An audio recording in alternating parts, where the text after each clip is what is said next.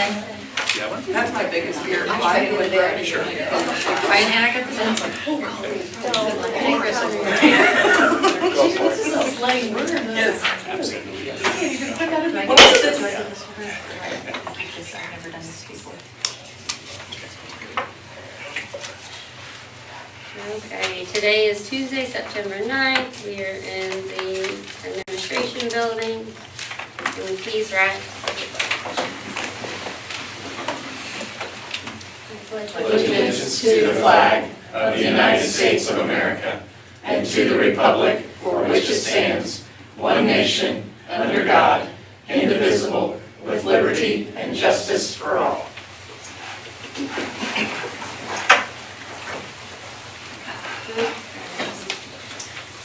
a motion to approve the agenda as submitted and amended. I'll make that motion. Do I have a second? I'll second. All in favor? Signify by raising your hand. Those opposed? Motion carried. Okay, the agenda, public comments. Anything that's on the agenda items? I think we have one, but that's for later on those non-agenda items, so.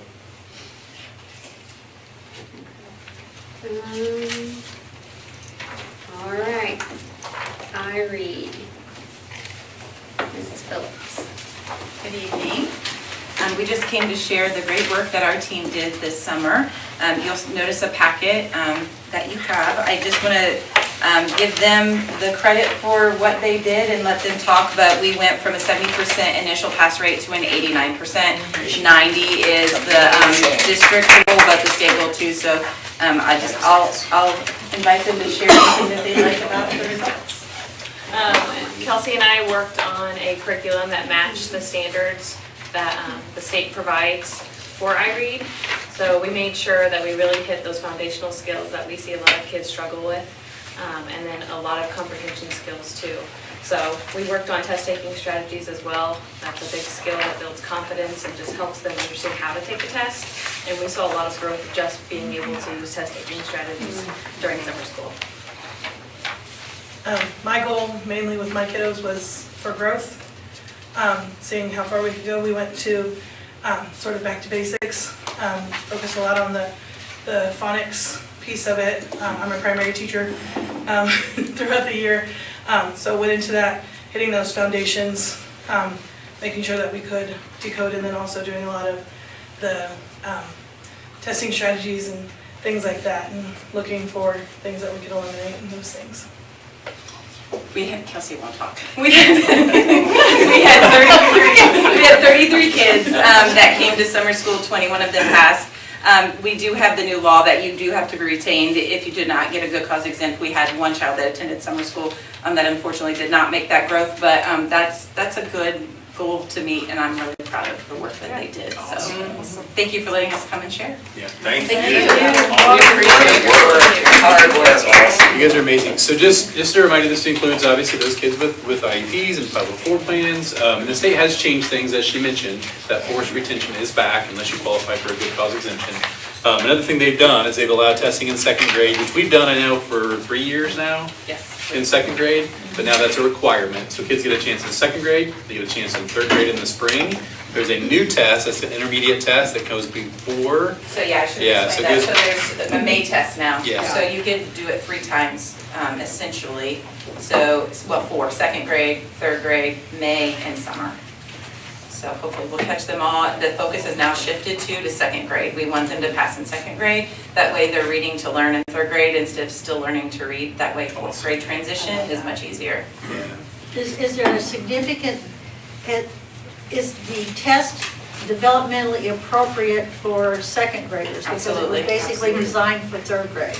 No, it is definitely, it's an accomplishment of what second grade should be at the end, which in theory our third graders should have an easier go around with it. But with the science of reading and the work that our teachers have done over the last couple of years, I think that foundation is built there. I think you're just going to see that maintaining of 90% and growth from there. But sometimes standardized tests are not developmentally appropriate. This is a very fair, developmentally appropriate test. Absolutely. And we don't say that very often. No. No, we don't. No, we do not. No, we do not. We are really, really proud of you and our Yes. students and our We are seniors. so proud Yes. of you, and I don't know if you saw Mr. Duncan's, I don't know if that was a letter or a post, when he was a little disappointed hearing the governor credit, I don't know who, but not teachers, great credit the test. I don't know, what did he even credit? Voucher school choice. Voucher school choice, yeah. And meanwhile, we have teachers digging in, doing this fabulous work. Absolutely. Yep. So we are. We appreciate you. Thank you. You guys are rock stars. Thank you. Thank you, Mrs. Burgess. Community eligibility program. Rachel? O'Brien. Good evening. I'm Rachel O'Brien. I am the food service director for the school corporation and with Chartwells. I am here to talk to you guys tonight about CEP, which is the abbreviation for our Community Eligibility Program.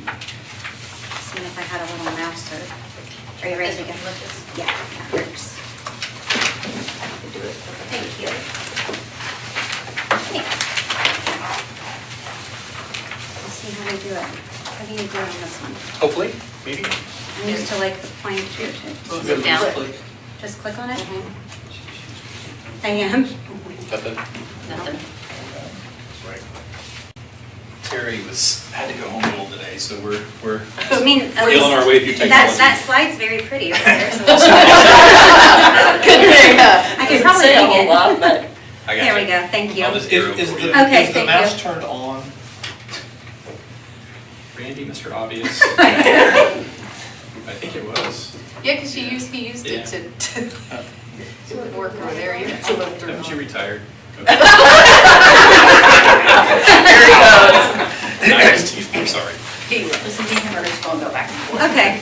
I'm just going to do a few introductions. Our partnership highlights will be brief, and then we'll talk about CEP in depth more, since that's what our presentation's about.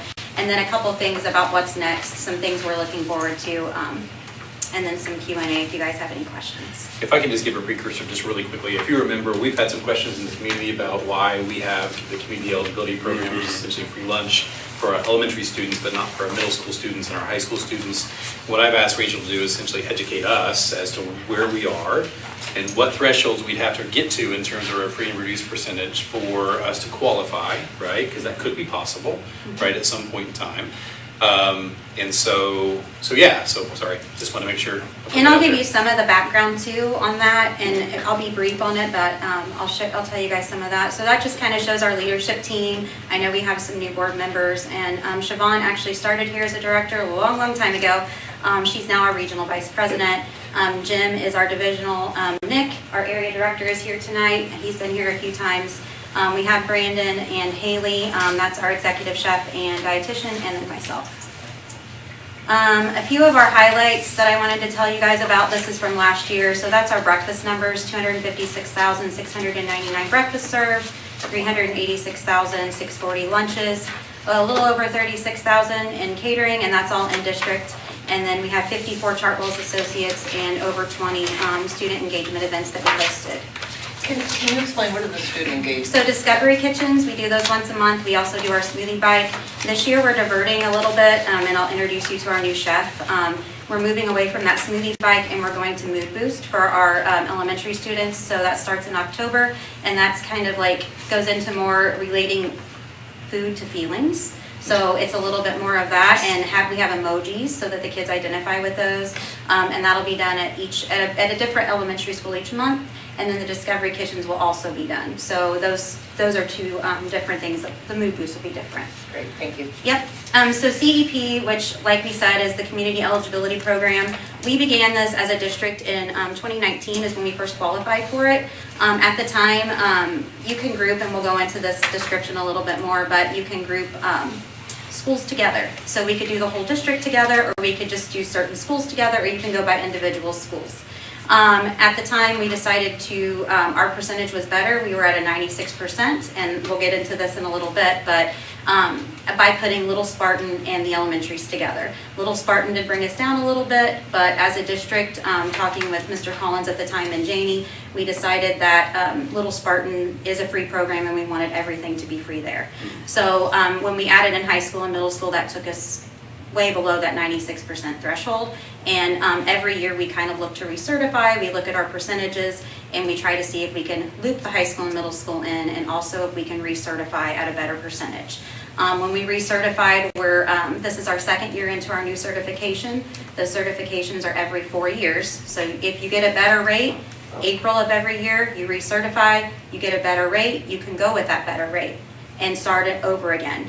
But if not, you can run off that rate that you've been approved for 4 years. When we went and recertified after COVID, things happened, with the pandemic, we dropped down to an 82%. So I'll kind of go into what that means, but we went from 96 to 82 just for elementary and pre-K. And when we added in the high school and middle school to that, we were under an 80% threshold.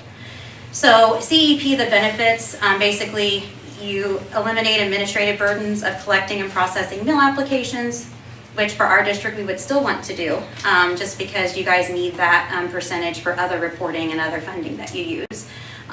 It can increase your participation in your school meal program, and it can also reduce stigma and meal debt for families. So those are some big advantages to CEP. CEP works, and it's a little confusing, as some of the government programs can be. I was talking to Jeremy and Jim and Randy and Kim one day and trying to bring them up on this. So direct certification, and that's our students that qualify automatically based off of state programs. So your food stamps, your Medicaid, your TANF. Those students are not included in the free percentage that you use for CEP. It's 100% based off of applications. So it's the applications that are turned in by families and they're approved off of that. Reduced are not counted at all. So it's 100% your free application students that they use for your percentage for your certification. So that's why as our district it's a little bit tougher because we have a lot of kids that are direct certified. So Jeremy had said at the last meeting, and I watch the meetings on YouTube. So I talked to him the next day and I was like, I'd heard him say something about, well, maybe if they fill out a free and reduced app, then we could count that towards it even if they're direct certified. And I did double check with our auditor, Claudia, and she said, no, we could not. So basically, if they're already free direct certified, that's gold. That's what we have to go by. But if they were direct certified reduced, which some of our Medicaid students are, and they fill out a application and they're free, then that application would count. So that's kind of how that works. Anyone that meets the 25% threshold, which we do, we meet 25%, easily, as far as grouping all of our schools together, qualifies for the program. It used to be 40%. The government reduced that to 25%, I think, last year. But you have to look at sustainability of your program and what your profit and loss is going to be. Food service is its own entity. So we have a food service fund that's ran by the district. All the money goes in and out of that fund. You have to be able to still sustain that program. You have to be able to fix a freezer when it's down. You have to be able to pay the labor, things like that. So buy the food for the programs. So that's when you have to start really looking at the dollars. Because you can group schools together like we've talked about. We currently group together our elementary and our preschool. And sometimes that will help you take that percentage of your free students based on their applications and you times that by your 1.6 and that gives you what your CEP rate would be. And so you'll see that here in a minute, what I did for you guys as an example. So I'm a little confused, and Yes. I'm sure you said you spent time with them. I don't know if that was confusing for everybody, but so does the government reimburse you for the cost of those students that are free? They do, and I have that broke down for you on a graph. They do, yes. Okay, that's not what is meant by when you say 40% of meals will be reimbursed at the free rate. That's not what you're talking about, where the government pays 40% of meals? Or I'll show you on the next slide. I know what you're Okay. asking, Okay. so it'll be a little bit clearer Okay. there. Thanks. This is just some of the breakdown. I'm not going to go into all of that. It's kind of what we've already talked to, so you can go ahead and go past that. There's some QR codes if you guys want to look into the CEP calculator, which I'm getting ready to show you the breakdown for ours. That's a resource center on CEP, and then a food research and action center. So those are some QR codes that are beneficial. So this is our actual CEP worksheet. So this is kind of what Leslie is talking about. So this is based off of February 2025 data. So I used the data from February of 25. Eastview, we had 186 kids that were identified students based off of a free application.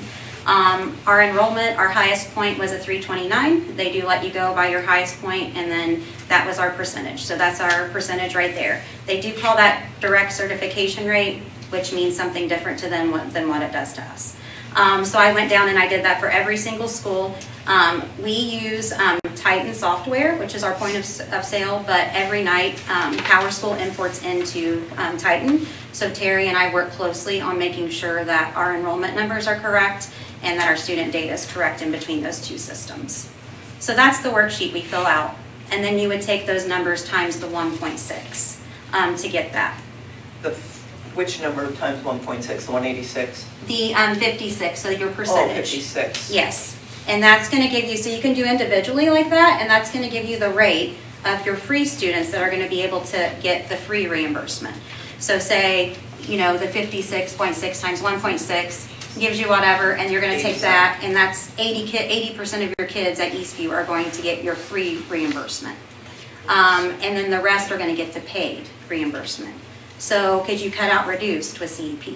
So there's no more reduced and there's no more taking in student dollars either. So you only get money for 20% of those kids. So you only get, say you have 80% free, you get the $4 and I think it's 60. Yeah, 471 I think this year. Yeah, so you get $471 for 80% of those kids at Eastview.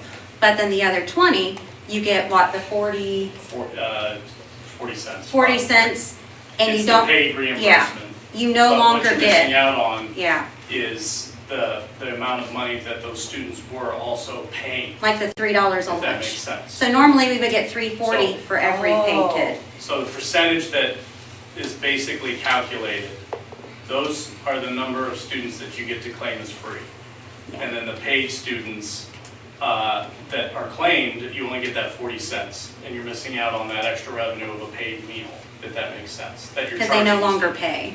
So, So you want to make sure that that number is high enough to be sustainable for the food service. What is that program. number in terms of sustainability? It I have it on the varies- slide too. Okay, it varies by district. Mhm. We don't recommend you even consider it unless you're at least 80%. I thought 80 was the number. As a Yeah. district, yeah.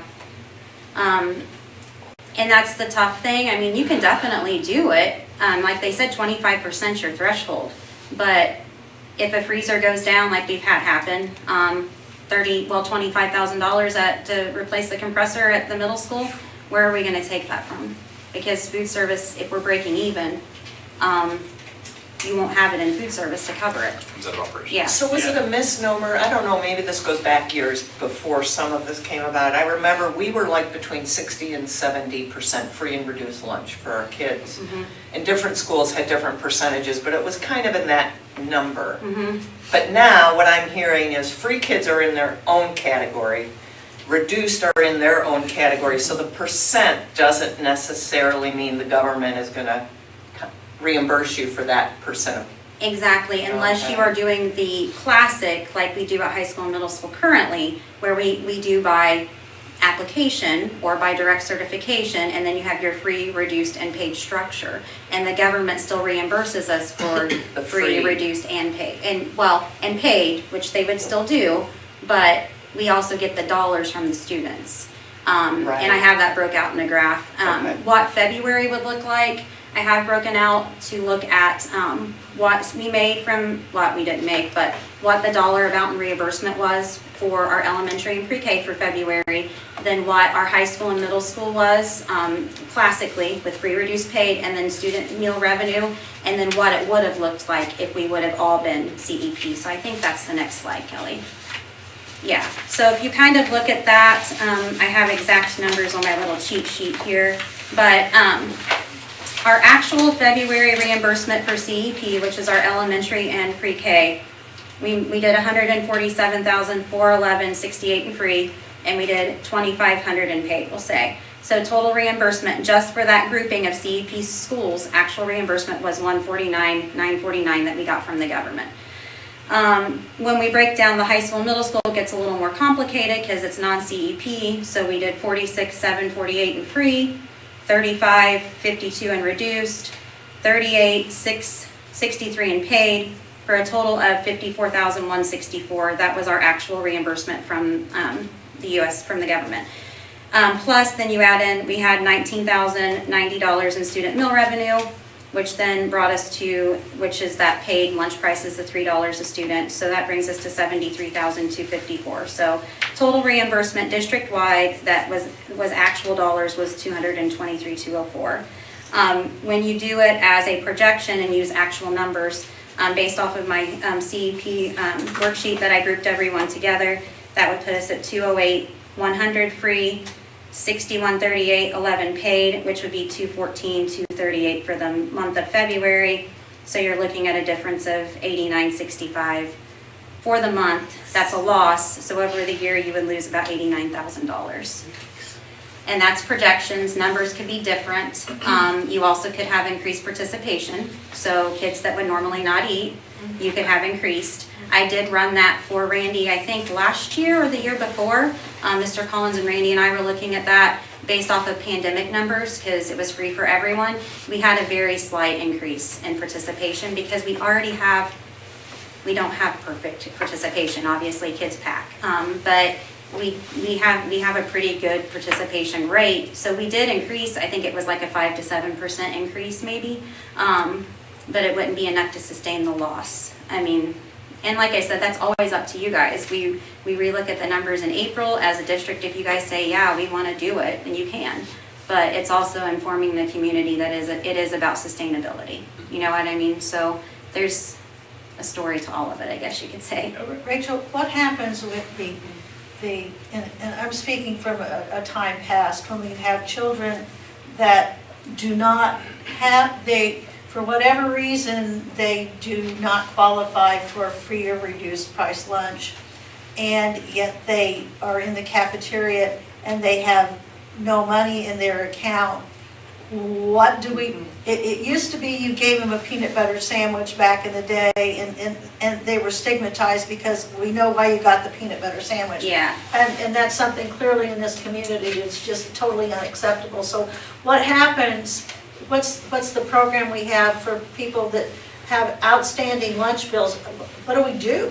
So our charge policy as a district is we let the kids come and get a meal. So they can come in and get anything off of any of the stations. They're not going to be identified. Okay. Our cashiers don't even know if anyone's free or reduced. Okay. They will give them a reminder if they owe money. They are not allowed to purchase a la carte items. So they can get a meal and charge it. You know what I mean? So it's Yeah. going to charge to their account. They're not going to go hungry. They can't buy, at high school and middle schools where we sell a la carte, they can't buy drinks or chips or things like Yeah. that. Okay. But then we send out negative balance reminders every Monday. So those go out via text and email. And then we also, at the end of the school year, we turn accounts over. Anybody that's over $50 goes to the collection agency. So that's just kind of how that's handled. And that's been in the district policy for a while. So we follow whatever the policy is. I would be curious to know, once they go to collections, actually how much we collect, because you cannot get blood out of a stone. And if these people don't have the resources to begin with to pay for it, we don't want to have a hungry kid. I guess They'll charge, they're allowed to charge, so they're never going to be turned away. I talked to Jeremy at the beginning of the year, and I've worked with Jeremy at South Henry too, and it's never the kid's fault. So we're always going to let that kid eat. Okay. My thing is we have had a lot of people this year pay. So we work with Jane Townsend. Jane handles that with Connersville Credit Bureau. And then we get that report as they pay, and then we credit it to their account. I've also had a lot of parents come in and talk to me about making payments on their accounts. Okay. So this year has been the best year, I would say, as far as people trying to make right with what they owe. Okay. But not everyone does that. So I'm not going to say it's a perfect world and that happens, but it has been better this year. What would be a typical, or what is your experience from last year or the year before in a balance of Total balance of lunches not paid, meals not paid. I think that when we turned it in this last year, we were between $19,000 and $20,000. And you're looking that's only the high school and middle school, because no other negative balances accumulate. So, Like an elementary, oh, because yeah, because they're all free. CEP. Yeah, and we have free breakfast at the high school, and free supper, so, in middle school. So the only thing that they're accumulating is lunch debt. And it's meal debt, it's not any extras. What is supper? Is that second breakfast? Supper is basically like, we offer at the end of the day for people that stay after for tutoring or for athletic programs, so we Is do it that. a sack lunch? Yeah, so we do that at high school, and we don't do middle school, but all the Just elementary. high school and elementary? Yeah, for the after-school tutoring program, Oh, yeah. Awesome. I think the most important thing too to keep in mind is part of the community eligibility program, a requirement is if there is any shortcomings from the operations of it, it must be covered by district funds. So that's something to keep in mind as well. So if nothing would change from last year to this year, essentially, the board could at some point in time decide to do that, high school, middle school, but at the cost of $90,000 annually, right? Estimated, I mean, it could, Possible. that could change, Yeah. and you, like we said, participation could be a factor in that, you could have higher participation, I mean, that, Yeah, and we do have a calculator that we've produced that we run these numbers through that does usually we do like a 4% increase in participation just to take that into factor as well. So when we do these models, we always try to keep that in mind as well. Yeah. When we do run those. And there is benefit, obviously, to us getting the most accurate free and reduced percentage we can get. And so that would be an encouragement to families to fill out paperwork if you haven't already. Not just from this perspective, but Title I funding is based upon this, our E-rate percentage, which is how we fund technology and what our category is that we get reimbursement is based upon free reduced rate. There are lots of things that are funding sources for us as a school corporation that make that number be really important. Typically, it's the end of September. I've not seen that come out. Randy, have you seen the free and reduced deadline for some of those figures? I know last year was the end of September. It's never a deadline in terms of like, you can apply for free and reduced lunch in the month of January, right? But for us as a school corporation, as far as reporting that percentage to some of those places, we typically use the end of September as that deadline. and for them, it doesn't matter if it's free or reduced in terms of reimbursement. Correct. and that's why a lot of the principals will ask me for the free and reduced percentage, and it's a different percentage than what I would use. So it's because free and reduced percentage is a little bit different than the CEP percentage, so. And by not counting those kids that are automatically, the ones that are on SNAP, on Medicaid and the like, unfortunately, that is a pretty decent part of our population that is just not being accounted for. Yeah. It's definitely different, and the first time I went through it, it was a little bit eye-opening, the certification piece, so, yeah. So Rachel, you said April is the time period that you look at these That's numbers. the data So even that if we we wanted to use. do something tomorrow, we couldn't nothing could take effect until that April recertification period, correct? Yeah, And that that's- would be effective then in the 26-27 school Exactly, year. exactly. So if the board has that desire, that appetite, we need to start talking about how we want to have a budget for that, because that's obviously a huge hit to food service. They can't sustain that, we already know that, like we can't, but we have to have some discussion about where that money comes from. It's a lot of money, right, $90,000 a Well, lot of money. I think that it came up because Richmond made a really big deal about they were giving free lunch to everybody, and it's like, if Richmond can afford to do this, why can't we afford to do this? And- Sure, And and I that's- hope this helps explain it to the public that, Absolutely. you know, And the big difference between Richmond and this community is they qualify for 100% CEP. Yeah. Oh, So they wow. are able to claim all of the meals as free. Yeah. wow. That's the big difference there. And I also don't know, I don't know Rushville's food service director, he's fairly new, and I know that they went CEP this school year, so I don't know what their percentage is, but I'm sure it's not 100%. Yeah, So, we try to take everything into factor whenever we're making our recommendation to the school board. And sustainability is absolutely, I think, an important piece of it. But we want to give you the information for you to make the decision, because it is it is the community's food service program that we are. And it affects the students, and I mean, and like COVID was awesome, because everybody got it free. I did not like, not COVID, but as far as food service, because we didn't have to worry about it. You didn't have these balances, you didn't have to worry about kids not being free or reduced. I mean, it was kind of nice in that aspect, so. Well, and I think a lot of parents got used to that, and then particularly when they made that transition from elementary school to middle school. Yeah. That during COVID, everybody got it for free, and now it's just K through 6. Yeah. And I think that, that mindset was, and people wanted to know why, Yeah. and clearly you've given us the reasons why. Which I don't blame them, I would want to know too as a parent, so. Yeah, absolutely. The last slide, and I'll be brief, we do have a new chef to welcome tonight, Sam Westland. He is new, he's like not even a week in. So Sam, do you want to give like a 2-minute description of what you've done, so that way the board kind of. Yeah, so I come from business dining. I worked at Eli Lilly for over a decade. I've mainly done catering, business dining, and pharmaceuticals. I live in Rushville, so I'm local. This position gives me an opportunity to give back to the community. I know I'm not from Connersville, but just in the area. So I'm just super excited to be able to participate and give back to the area that I live in. So yeah, I'm here to help however I can and provide, so.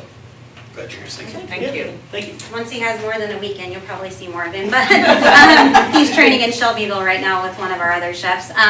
Briefly too, at the high school, after fall break, we are going to implement our coffee bar. So we'll have some sugar-free syrups. We have to meet state guidelines, obviously. And then our dirty sodas, we made one tonight. It's a bomb pop, and so that is 0 sugar Mountain Dew, 0 sugar cherry, and black raspberry. So it does meet the guidelines, and the kids at the high school will be able to purchase those. They will be a 20 ounce instead of a 10. And they will be able to use cans of soda. They'll be $3 for a 20 ounce, and they can make their, we're actually going to be pre-portioning out the syrups, so they won't be doing that, but Not like Kona, unless you. But we will have that, and we're working on a special Spartan recipe for a dirty soda also, so we'll have a themed one. And then CEP, Jeremy already covered that. Basically, that's up to you guys, and April numbers is what we'll use. We always scrub, and make sure we have all the students attached to every application, and then make sure our numbers are really good, and then I'll give those numbers over to Jim, and they can decide, and let you guys know what those numbers look like. Okay. Thank you guys. Thank you. Thank you. They're delicious, by the way. Awesome, thank you. Thank you, guys. Thanks, everybody. Thank you. Thanks, Nick. School finance presentation, Baker Tilly. Brock, you're up. Good evening. Board. Good evening. Superintendent Duncan, nice to see most of you again. I've been here a few times. Those who don't know me, I'm Brock Bauscher with firm Baker Tilly. You have seen some of my colleagues at the past couple meetings for the preliminary determination hearing. So my main goal for this evening is to do more educational about some new legislation that you have most likely heard about. So appreciate Mr. Summers and Mr. Duncan's time here recently to go through quite a bit of content. So with knowing you have multiple presentations this evening, try to move through a lot of these slides fairly quickly and address most of the content that is most pertinent for this evening when those slides come up. So I have to say I don't have any liquids to share. That's not fair, but 5 main goals for tonight: talk through a summary of the legislative changes that have occurred this most recent session. Talk through a little bit about the property taxes that are changing, mainly from the residential side. And then talk a little bit about the impact as of views as of today for Fayette County Schools. Look at and remind you all about outstanding debt, how the project's lined up with knowing all this information regarding legislative changes. Then just bring it home with next steps for contemplation. So what I think you'll learn, thank you for the transition, 4 main things that I think you'll walk away with this evening. These are very similar to what we're telling schools all throughout the state of Indiana. The new money that schools are receiving is pretty minimal, especially when you look at some of the enrollment or ADM projections for Fayette County. The new money going into the operations fund, so operations that supports transportation, technology, all of the operational components of running a school district are funded by local property taxes. So all of the quote new money that you'd be receiving with what's called max levy growth quotient will be mitigated by some of these legislative changes, specifically for homestead tax credits that we'll look at here a little bit later. And if you could with me, if you point down and say, if your net assessed value goes down, your tax rate's going to go up. So you'll hear me say tonight, a lot of communities are going to see the net assessed value go down, which could drive up tax rates. Then we'll talk a lot about this evening 2028, because that's when you'll see significant changes in regards to what's called property tax replacement credit. That is a very technical type of credit that Fayette County does, where you are receiving approximately a 20% credit on your property taxes being a homeowner. That's going away at this point as of 2028. So those four things is what I want you to walk away with. As we think in terms of what you could be contemplating as a school board with these, and you've already checked the box on a couple of these, we're suggesting everybody schedule a working group financial meeting, give yourself some flexibility with how you manage debt. You've checked that box. We're here tonight talking about legislative changes, check that box. But now you heard from the prior group, it's very similar type of approach. Is what does the next 5 years look like? Financially, as we try to project out our cost, does our revenue with these legislative changes keep up with those costs? So that sustainability plan you heard the prior team talk about. So develop that sustainability plan both educationally and operationally. As we visit with communities all throughout the state, yeah, thank you. Quickly summarize that question we frequently receive, and I know Mr. Duncan, Mr. Summers, and Mr. Harris can talk circles around me when it comes to all the academic changes. But over the past approximately 35 years, I want to give a summary of things that changed pretty significantly from a federal and state standpoint. So everything highlighted in red is a federal change going back to 1990. Everything highlighted in blue is a state change. So I'm not going to go through year by year, but you can see on average about every 3-4 years we're seeing some pretty significant change. But over the past 5 years, COVID, that rate of change, that pace of change seems to be accelerating. So you heard Charvel talk about federal funding had fallen off the cliff. So one thing you will be talking about this evening is you've got the funding cliff that's already fallen from the federal standpoint with record dollars available from COVID. So you've got the federal funding cliff, the state revenue projections look to be pretty impactful over the next couple of years, but then so too is the local level. So you're getting federal funding challenges, you're getting state funding challenges, and local funding challenges. So for those who like to see what challenges, a quick reminder on the next slide for the 2020s and what has happened. So thinking back over the 5 years, disruption of COVID, obviously in 2020, record funding in 2021, but as we saw statewide and now some national trends, enrollment declines.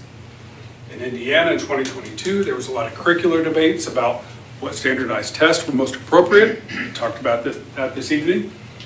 There were a record number of staff resignations and shortages in 2022. Obviously, the inflationary pressures are still being felt to some extent. 2023, another record staff resignation and shortages, more inflationary pressures, new standardized tests with ILER that you talked about this evening. 2024, another record staff shortage and resignation, more inflationary pressures, and now you've got to manage these new high school diploma requirements. So a lot of things that are converging all at once as you're trying to implement and make those sustainable. So as we get to 2025, now you're dealing with property tax changes through Senate Ruled Act 1, And this past summer was another record staff shortage and resignation. There's now more increased competition with vouchers, with charter schools. So a lot of changes that continue to accelerate. So this slide here is what you will see again in January. A quick reminder, every year at your Board of Finance meeting in January, you have to review your fiscal indicators. So as you review these in January of 2026, you're welcome to act excited that you've never seen them before, but you will see it this evening. So because 2025 has not been closed out yet, the fiscal indicators you will be reviewing in January are those from year ending 2024. So the stoplight feature that we have is green light means you're in good shape, you've got a really solid foundation. If there's a yellow, means we may want to take a deeper look into what could be causing some challenges, but red is the area of concern. And I think the two that you are all keenly familiar with are enrollment, how that's been trending, and circuit breaker loss. You're one of the most impacted school districts in the state of Indiana, percentage-wise, by circuit breakers. So I don't think it's any surprise to anyone in this room that ADM and circuit breaker continue to be the challenge. So you'll see that again in January, where Mr. Summers is welcome to share that with you again in January in that format. So now looking at the legislative changes. So what you will see in the coming slides is that property tax changes will be an implementation or a phase-in over 6 years. So because of that, it would not surprise me, as we were talking to Mr. Summers yesterday, it would not surprise me if he's talking about further changes over the next couple of years, or I'm here, or Mr. Duncan's here talking about changes that will be occurring from legislative changes, as we anticipate the Indiana General Assembly may continue to tinker with the property tax system. But for your purpose tonight, in 2025, minimum salary throughout the state of Indiana for teachers, $45,000. The education fund you have to spend toward teacher compensation. When we talk about compensation, we're talking about salary and benefits. It has to be 65% of your funding formula. There are some requirements for school districts who have a debt service tax rate above 70 cents. That does not impact Fayette County. And all referendum, you will see, has to go to a November even year ballot. There will be a handful of school districts who are pursuing a renewal this November, but effective July 1, 2025, any board that passes a resolution for pursuing a referendum has to go in that November even year ballot. I've heard anecdotally there could be a record number of districts who are contemplating operating referendum either through a renewal or a new referendum in November of 2026, but we'll have to see how that materializes. There's a GO bond cooling off period. Again, at this point, with what you've contemplated on your debt side, does not impact Fayette County schools. But beginning with your own personal taxes beginning in 2026, you will start to see that phase in. And we'll look at that in a little more detail in the coming slides. So 2026 through 2031 is the full phase in. But as we get to 2031, I do want to point out that 2028 year again. So 2028 will be where you'll see some school districts across the state of Indiana will begin to share their operations fund levy with charter schools who are located within their boundaries. And for Fayette County, more directly impactful is this change in local income tax, as you'll see the impact coming up beginning in 2028 with the elimination of that property tax replacement credit in its current version, and how it directly impacts your property tax bills with some illustrations toward the end of the slides.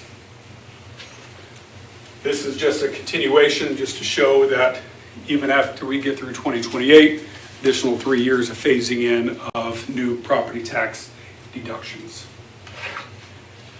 I wanted to ask something. Yeah, of course. 2 slides back, the next slide back.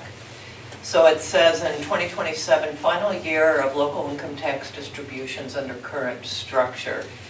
And then counties ineligible municipalities may adopt local income tax under, what is that? Can you explain what So that's? local income tax, portion of your property tax credit or your property tax replacement credit that you receive on your property tax bill is funded by local income tax. So you're paying a portion of your local income tax on your payroll checks to help offset property taxes. So you're paying local income tax to decrease your property tax bill. That function will go away in 2028, but that decision will have to be made by county and or municipal governments to change it either in the summer of 2027 or I think the date is October of 2027 to make that decision. But if no action is taken, it goes away. Because we don't currently get it lit dollars at all. Not directly. Correct. Not directly. Okay. That's correct. So that isn't going to be a huge impact for us. Well, hold that thought. Indirectly. Hold that But thought. there are school corporations that do get lit dollars. Yes. Correct. Okay. There are. But it will have the ending of lit as it stands now will be impactful to Fayette County schools. Okay. Thank you. So before we get into the property tax changes, I want to go back to the education fund. So this is what House Enrolled Act 1001 projections look like for Fayette County schools. Let's go back to slide 2. We talked about those 4 items I wanted you to walk away with. Oh, you don't, sorry, you don't have to go back, but thank you, you're on it. On House Enrolled Act 1001, every 2 years, like this past session, is a budget session. So House Bill 1001, now that it's passed and is signed into law, House Enrolled Act 1001, is that budget bill mechanism. So as we look at what the Fayette County schools projections look like, average daily membership, or ADM, is your enrollment essentially. So what legislators saw for Fayette County's projection, 2025 numbers are actual, 2,844 students, but projecting over the next 2 years, this current school year is the 2026 fiscal year. So they were projecting 2,786, then 2,730 next school year. So their projections showed that Fayette County would have that student enrollment number. So based upon the numbers that they are adding to tuition support, so they increase what's called the foundation amount, but decrease complexity. So complexity, as you heard about the direct certs this evening, complexity is essentially a portion of the students who have those direct certs. So adding more to the foundation, but decreasing the complexity grant.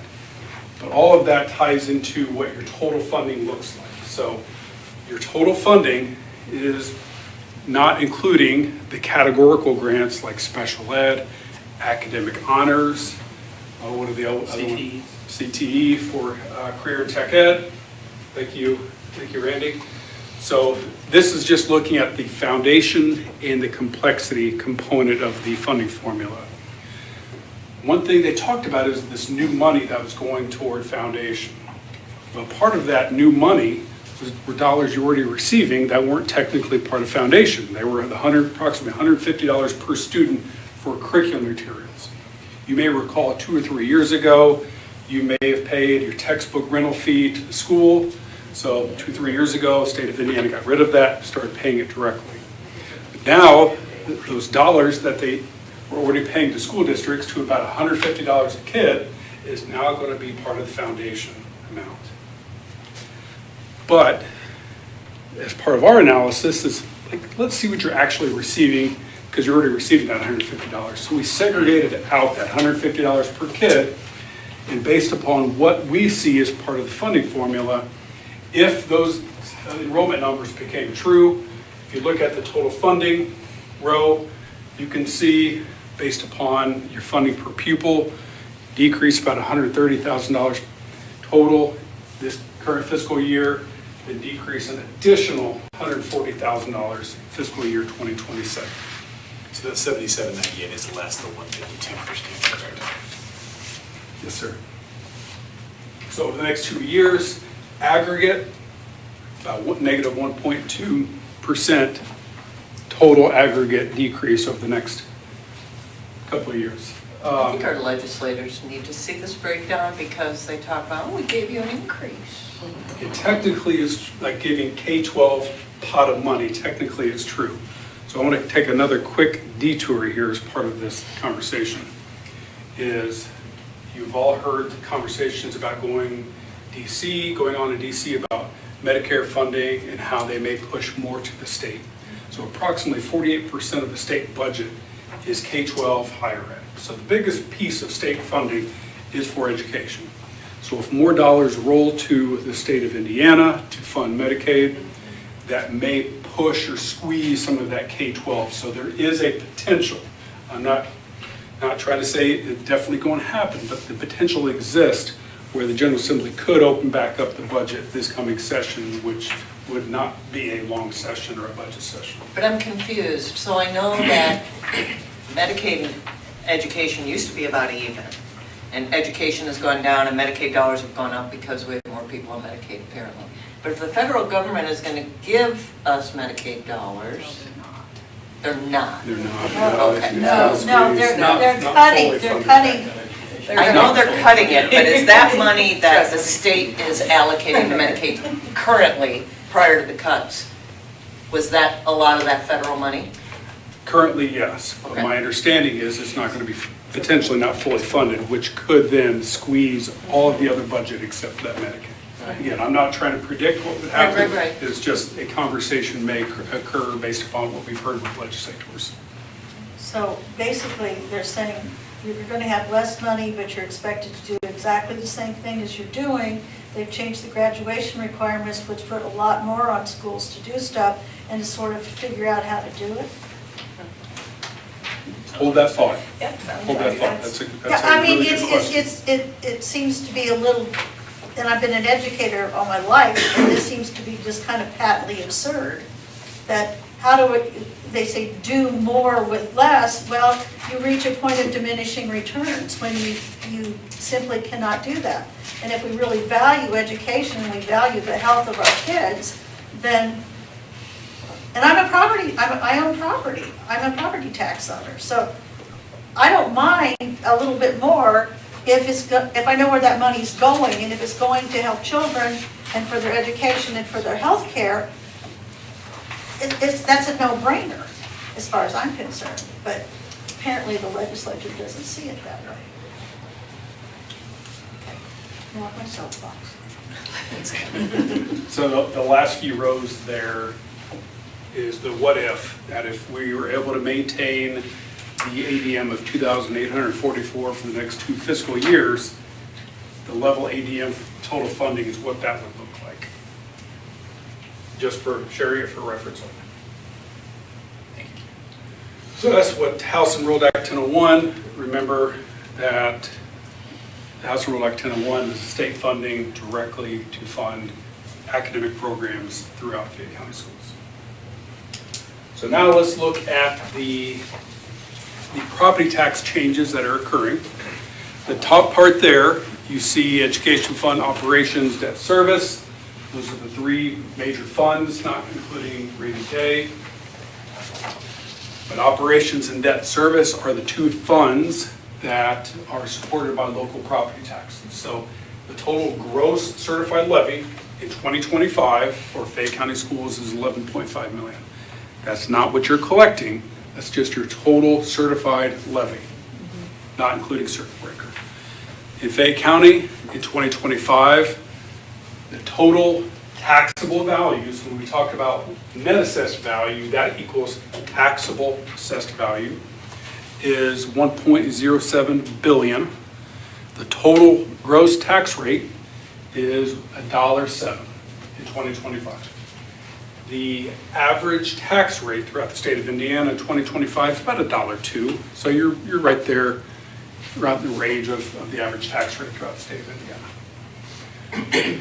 Below, I think it's always important to break down, like, of that 1.07 billion, what are the characteristics of our net assessed value? Because this is really going to set the stage for the next few slides about what's changing and what could happen to Fayette County schools. So when we talk about, whenever you hear me say 1% property, I'm referring to homestead properties, because all homestead properties are subject to that 1% circuit breaker rule. So in 2025, based upon your net assessed value, about 33% of your net assessed value are homeowners. Now that we have the 2026 values already assessed, great news, we're going up 8.5%. Not every community is being blessed with 8.5%, so it's a really good position to be. But looking at next year, excuse me, going up to, what is that, 36% of your net assessed value are homeowners. 2% bucket, so that's farmland, residential rental property, so rental homes, and long-term care is going from about 41% to about 38%. And you'll see why that percentage decreased. Then the 2-3% buckets, the commercial and industrial real property, then which is 16% both years. Then business personal property, right around the 9.5% in both years. That's for any business personal property, so machinery, combines, tractors, etc. There below, if you add up all those numbers, you can see what the total net assessed value is, but you pull out the TIF AV, which was $9.5 million current year and 19.1 next year, and you can see how we get to that 1.07 to the 1.116 billion for that 8.5% increase for next year. Tell me why that TIF AV is increasing so much. It is a function of just the value of the property. It's a huge increase. So it's doubling essentially. yeah, so it could just mean new buildings have been developed or put into that Those TIF area. areas. So real or Yeah, personal so- property value increases. Are those actual dollars that the city collects? That is just the taxable AV. That's not the levy or what they're actually collecting year by year. That's the taxable AV value For TIF? for within the TIF district. Yeah, good question. So that's what it looks like, 2025, and looking at 2026 net assessed value. I think it's always helpful to look at, on an annual basis, by issuing debt, you have to disclose to investors your top 10 taxpayers. Those top 10 taxpayers are a function of AV as a percent of your total assessed value. So we pulled out these top 10, share it with investors so they know they can try to measure, well, what happens if one of these potentially would go out of business or whatever could happen to a community, either growth or decline. But I want you to reference here, if you take away nothing else, is that percentage of total. So about 6.7% of your total AV is made up of your top 10 taxpayers. That's actually a really good percentage. Rating agencies that we'll look at a little bit later typically like to see that being no more than 12 to 15%. So the fact that you're 6.7 actually is a good mark by a rating agency. So I also want you to look at the type of business. There's a couple in there talking to Mr. Summers, and I welcome him to jump in as well. But looking at what some of these top 10 taxpayers do and offer, because some of them have business personal property. One of them is a utility. So just keep the type of business they are where they could start to receive some deduction that we'll go through here in the coming slides. And one of them, I don't want to glaze over, the retirement facility is under that 2% bucket. So again, just keep those in the back of your mind as we start thinking about what these property tax changes, how they could impact Fayette County going forward. Also, there's some of these companies, when they have come in, they have gotten tax abatements from the county and from other things to lure them here. Is that going to, are these the dollars, including those tax abatements, or I'm not sure how long those abatements last, but I know that we've given tax abatements to people. Maybe Mr. Summers would have a better sense of that. I don't think that's included here. Yeah, that's a really good question. So these are net of any tax abatement. Okay. Okay. So these next two charts represent in the pay 2025 assessed values. The one on the left is GAV, or gross assessed value. So these are the values before any deduction has been afforded to these taxpayers. So what would you call that? Like a teal color represents the 1% bucket or homeowners, so 926 million. The pinkish color represents farmland.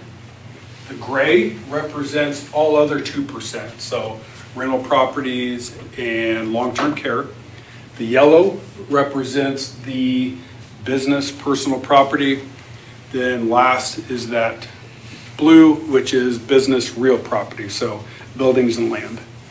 So once deductions are given, you can see the one on the right in 2025, the same breakdown that you saw in prior slides, where homeowners are about 33% of your taxable value, farmland's about 19%, and the other 2% is about 23%, and the yellow is about 10%, or 9.5%, and the blue, or that business real property, is about 15%. The only difference here between this and the other slide is that blue includes the TIF, AV of about 19.5 million. Those are the breakdowns. So that sets the stage of what Fayette County looks like in 2025. So what happens now? Well, beginning in 2026, I'm going to sneak around you, Mr. Duncan, if you don't mind. I'm going to point to a couple of things. So this is a breakdown of that phasing in of new property tax deductions for homeowners. If you're a homeowner right now in 2025, you're receiving a standard deduction of $48,000, an additional supplemental homestead deduction of 37.5%. So over the next 6 years, we're phasing out of this flat dollar amount, ultimately to zero in 2031, and going entirely to a percentage-based system. So for those of you who are doing the math in your head, you're seeing, wait a minute, 48,000 and 37.5, but ultimately in 2031 and beyond, 2/3 of my property now for my home is going to be tax deductible. So that 33% we talked about, unless we get some really significant growth, that 30% kind of feels like it's going to start shrinking potentially. But what they found, they in the General Assembly, is in many communities, if net assessed value decreases and that tax rate goes up, tax bills really aren't impacted because communities will continue to pay what they have been paying. So because of that, they added this, what's called a supplemental homestead credit. We'll look at an illustration a little bit later, but what that states is every homeowner is going to receive an additional credit. So coupon going to Culver's or Arby's, getting something off the bottom line, additional credit of, or just a discount off the property taxes above circuit breaker, the lesser of $300 or 10%.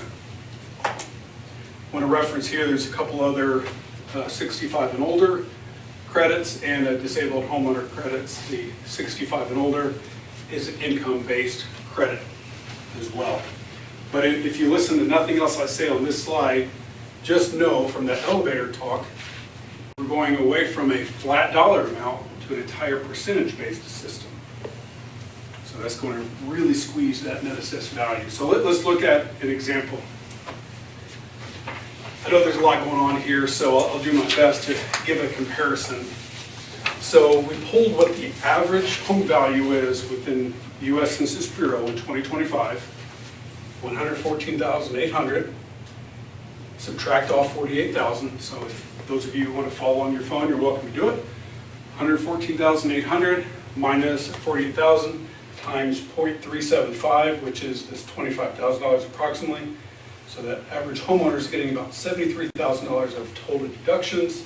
So the net assessed value in 2025 for that average homeowner is about $41,000. If we compare the old system, so let's assume this average home is going up 2% per year gross assessed value. pretty modest increase year to year. I think I talked to the Indiana Realtor Association last week, and they're seeing statewide values going up about 1.5% in 2025. So if we make a modest assumption of 2% increase year by year, to compare the old system to now SEA 1, so I'll just use 2026 as an example. So this average value goes up to $117,000 approximately.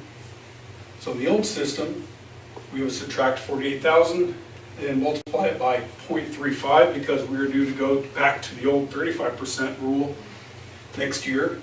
So we were expecting this average homeowner would go from about $41,750 to almost $45,000 in net assessed value.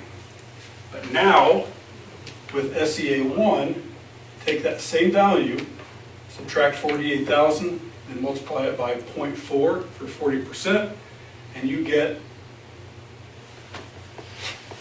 that home value stays essentially, that net assessed value is essentially flat next year.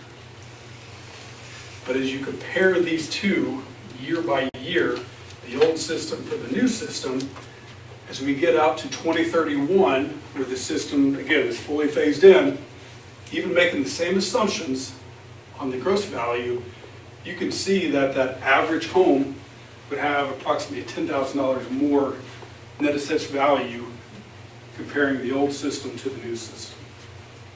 So again, keep that in the back of your minds of what that trend looks like, because I want to show some illustrations of what the old system versus the new system. So this is great for homeowners. Don't get me wrong, this is great for homeowners. However, there is some complications or challenges it creates financially to Fayette County schools. So that's for the average homeowner illustration. The next slide is now the 2% bucket. So the 2% bucket is the residential rental or rental homes, long-term care, ag property. Previously, these property types, which is your largest portion of your net assessed value, never received deductions in the past. But beginning next year, we'll start receiving a 6% deduction ultimately until 2031, where 1/3 of the property will be tax deductible. Again, great benefits to taxpayers, no doubt about it.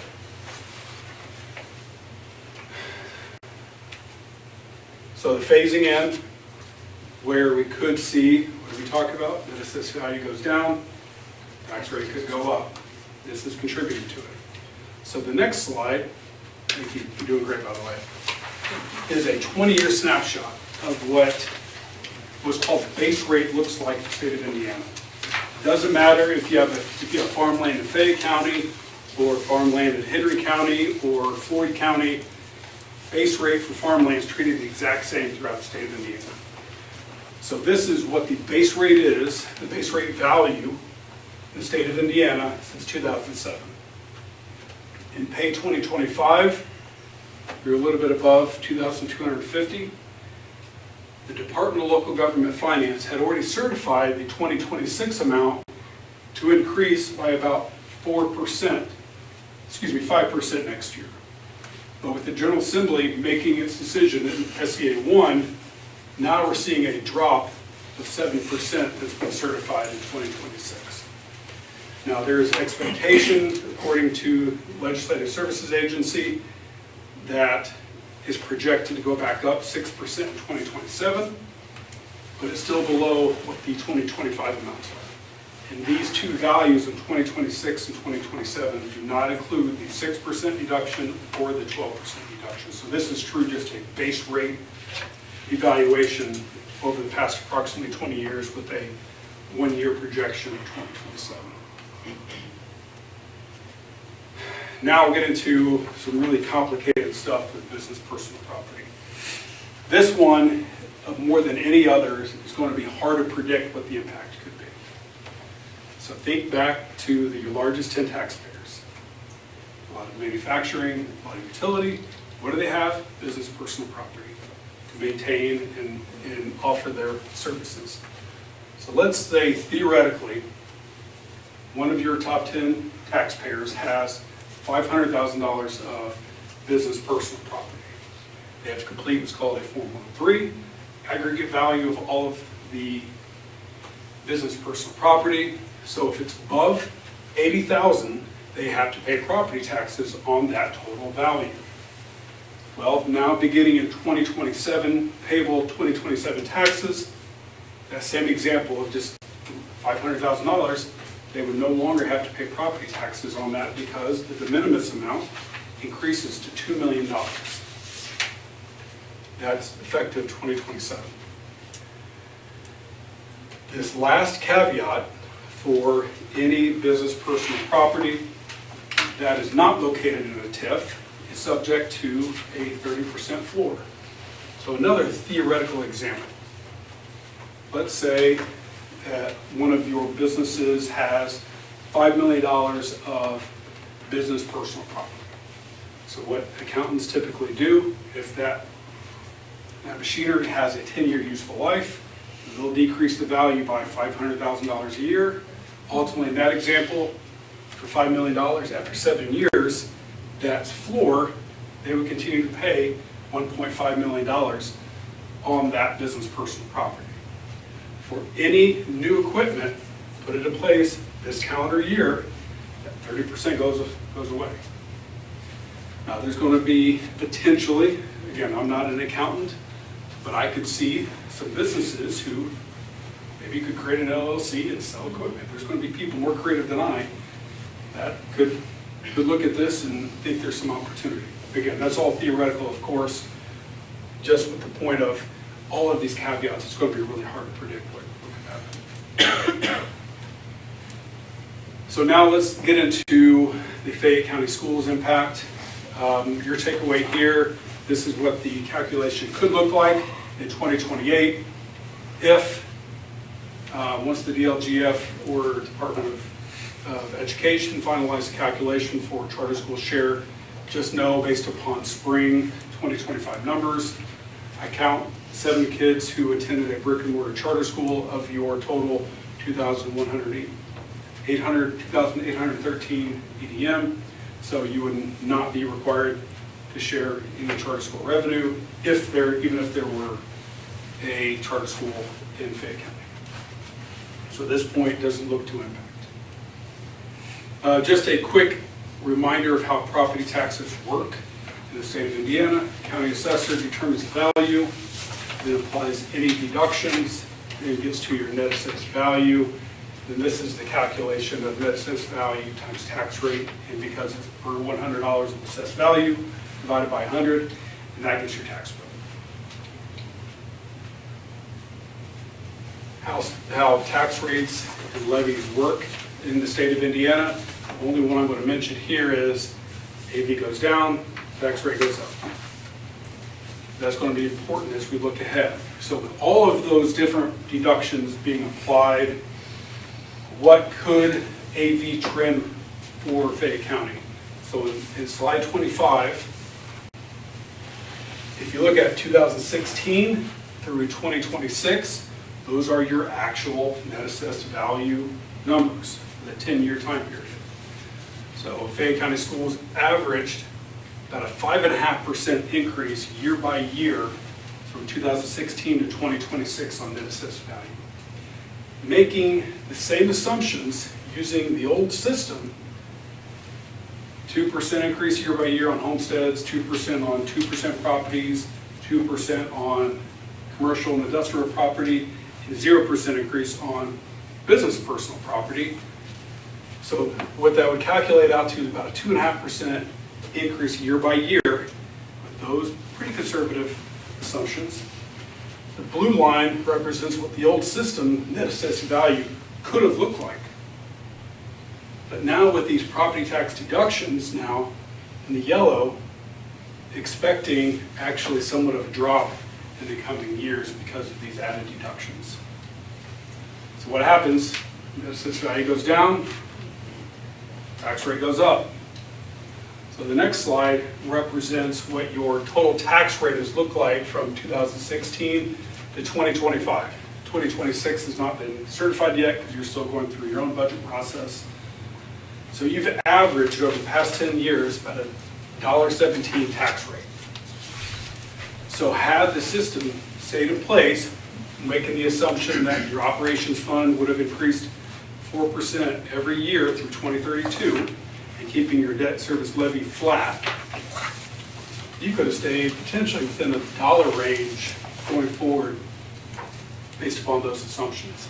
But now, with your net assessed value going down, tax rate goes up. The yellow line represents what your tax rate could look like based upon those pretty conservative parameters.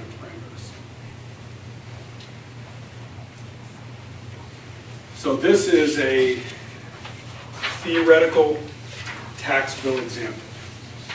So of your taxing districts, the largest taxing district is the City of Connersville. So I pulled out, well, what if the average home value, about $115,000, it lived within the City of Connersville. You've already seen the calculations at the top, so I won't go back through those. But looking at that average taxpayer, right now they're paying a total tax rate of $5.31. They live within the City of Connersville. You know that their tax cap limit is 1% of that gross assessed value. So guaranteed to pay not more than 1% tax cap. So that 2025, not paying more than $1,148. But if you do the math of $41,750 times 531, that calculates out to $2,250. But applying that 20% property tax credit we talked about, that property tax bill will decrease by $447. 2,220 minus 447, get 1,772. Since that is above the 1,148, this average taxpayer is getting a tax credit, property tax credit, circuit breaker credit of $624. They're paying $1,148, or 1% of their gross assessed value. Looking to next year, applying all of the same assumptions with 20% on the property tax credit, and now getting a circuit breaker credit of $674. They would have paid just $1,171, but now we're introducing this additional homestead credit, lesser of 10% or $300. So this average taxpayer is getting an additional $117 decrease. So based upon really broad assumptions, 2% increase in net assessed or gross assessed value. I'm assuming that operating funds for Fayette County Schools and all overlapping units is going up by 4%, but keeping all capital levies the same, which could or could not be true based upon those assumptions. Property tax bill is going down 8%. I'm not going to go through each year, but what I do want to highlight is we talked about in 2028 PTRC going away. So it's going to transition from property tax credit to now growing that circuit breaker credit. So you're going to see in the coming slides what the state of Indiana shows of that impact. But last point, just because the tax rate's going up does not necessarily mean they're paying more because of this additional credit. That's really, really technical, but I wanted to get some understanding of what that does to tax bills. 2025 numbers on circuit breaker, overall your taxes are decreased by about 15 to 16% in 2025. So this is a quick snapshot of your June collections. You pay property taxes twice a year, May and November. So the school receives in June and December, and you can see what the collections have been. Then the dotted line is what the actual levy has been. So you, on average, are collecting about 85.7% of your total levy, your gross levy. But looking ahead, so what the General Assembly saw as part of their analysis in Senate Rule Act 1, the baseline is what your projected net levy would have been had the old system stayed in place over the next 3 years. But with SEA 1, what they're projecting now of what Fayette County Schools is due to collect over the next 3 years. So when we talk about your operations fund dollars are being mitigated by these new credits. You can see how tight 2028 gets because of that change in property tax replacement credits. So what I would assume if I'm in Mr. Duncan's, Mr. Summers' position is not expecting a whole lot of new money, at least over the next 3 years. This is the same information you previously have seen, just what it looks like from a circuit breaker standpoint. So this barbershop color is what the circuit breaker numbers look like 2022 through 2025, and what Legislative Services Agency, or LSA, is projecting as part of their report over the next 3 years. Is that LSA's newest model? I know It is the we most talked recent, last, we yeah. talked, Yeah. okay. Yeah, I have not seen their latest model. You've not, still, okay. So, quick reminder, rating agency, Standard & Poor's rates Fayette County Schools as very, very good credit. So you will have a credit score similar to what you do at home, A+ rating. That's considered high-grade credit. And how that compares throughout the state of Indiana is you're with about 45% of your peers. So great credit. So kudos to the district leadership and your team for maintaining what is considered a very strong credit rating. You've seen this slide prior couple of hearings, your outstanding debt as of today. The reason why you contemplated debt 2025 is because you have bonds being paid off that you can fill in this gap. So a little bit different than your own home mortgage. So rather than paying the next month or two, you don't start paying until you can levy the taxes beginning in 2026. Same information, just the numbers behind it. This is what we're projecting as part of the parameters to give your team some flexibility in 2026 and beyond to continue to reinvest into your buildings from a capital standpoint, or how you may want to manage the tax rate in light of all of these deduction changes. So what I like about this plan that you all have set up, you're maintaining control of what decisions you want to make in 2026 and beyond. Next steps, I'll try to keep this short and sweet. We've done two, but begin to look at over the next 5 years, the cost of your programs and services to determine if revenue can keep up. And try to divide and conquer, develop the short-term plan, the medium and long-term range plan. The homestead credit impact, according to the Department of Local Government Finance, they've released some numbers and estimate the impact to Fayette County Schools to be $271,000 on top of your circuit breaker impact. Opportunity to work with other overlapping units. And last, certainly not least, the only two types of revenue replacement that the state of Indiana affords are referendum and geo bonds. To wrap it up, you've already seen your 4 takeaways on that. So I'll try to wrap it up because I know it's a lot of content, and you know that I suck the air of a lot of rooms We don't need an Especially this year, right? Yeah, exactly. Even just say there just real quick, Yep. if you could go back, Kelly, really quickly to the picture of the debt picture, because I think that's really imminent right now for our board to understand as we take on new debt, what that debt structure will look like in comparison to the picture that we know is coming in terms of those budget shortfalls, in terms of the operations account. So we know 2028 is really the big year that's going to hit us hard. So as we look at this debt picture, I'm just curious what you think from a recommendation perspective we should be thinking about in regards to how we structure our debt. Both this new debt that we're looking at possibly for Eastview and potential debt in the future. In my mind, we can take on this new debt and structure it in a way where it doesn't have a huge impact on what is to come in terms of the way that we structure it. But I do believe that the next round of funding will have large impacts because it almost coincides, or could conceivably coincide with that operation shortfall in the very same time period. Does that make sense? Mm-hmm. So Yeah. talk a little bit about that as far as how that looks, and help us and the board understand as they make decisions that impact later, right? Whether that be the $10 million Eastview project, the $15 million Eastview project, what's after Eastview, that whole debt picture, how that plays into those changes with SCA 1. Yeah, no, that's a really good point. I'm glad you brought it up. So as I mentioned, and I know Mr. Duncan has mentioned this to you as well, it's like you want to be in control of what's to come. You don't want to tie the hands of future boards by any decision you make today, especially with so much that is changing and could continue to change. So if I'm in your shoes, what I like about this plan is we're making those investments, but if we did nothing else, we stay in control. So in 2026, you know what?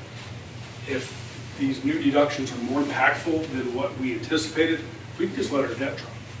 However, we still maintain control that if we want to continue to keep our levy flat, we could continue to consider bonds as early as next year, either in terms of a short-term GO bond to help us fund some of our technology or school buses or equipment, et cetera, or we can come back and layer in another bond. So we maintain control. So you heard me say through 2031 is when it bottoms out. So what a lot of schools are doing in your position, maybe consider some small projects over the next few years so you don't overextend yourself more than you intend to. So small projects through 2031, then in 2032 and beyond is when we start going back to expecting some type of annual increase year by year. So then at that point you can come back with larger projects, but I would not, if you say, you know what, we have to make investments now, I still think you're in a good position to contemplate those projects in 2026. So I think it's heady to be thinking about what's next.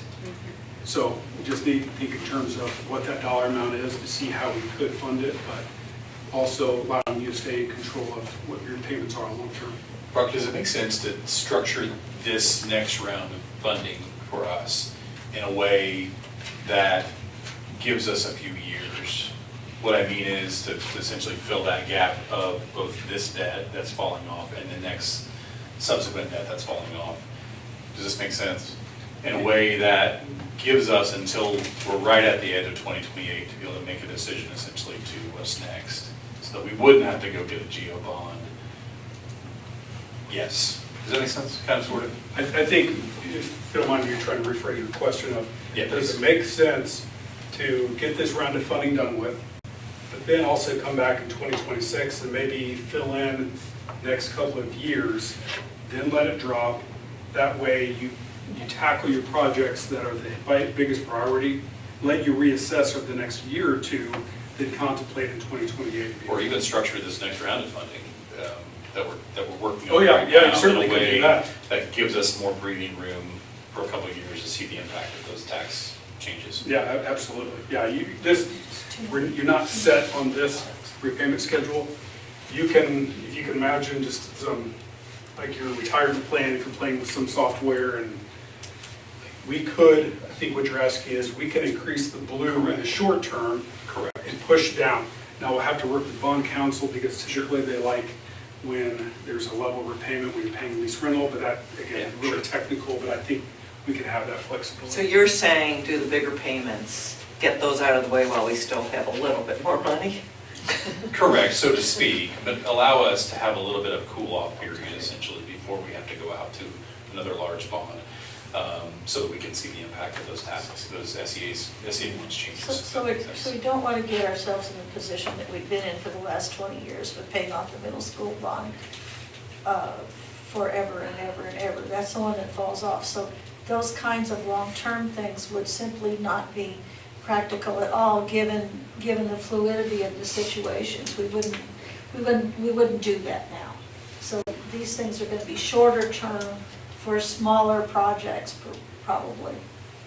Yeah, I think what I'm hearing is maybe increase the payments in the short term, so you pay off more principal in the short term, that way you Yeah. can decrease some of the payments. Right, And correct. Yeah. As long as, I'm not in your position, as long as we're not bringing up the blue line for an extended period of time. Oh, okay. Yeah, I have a question. So you said you think a lot of school corporations are going to be seeking referendums.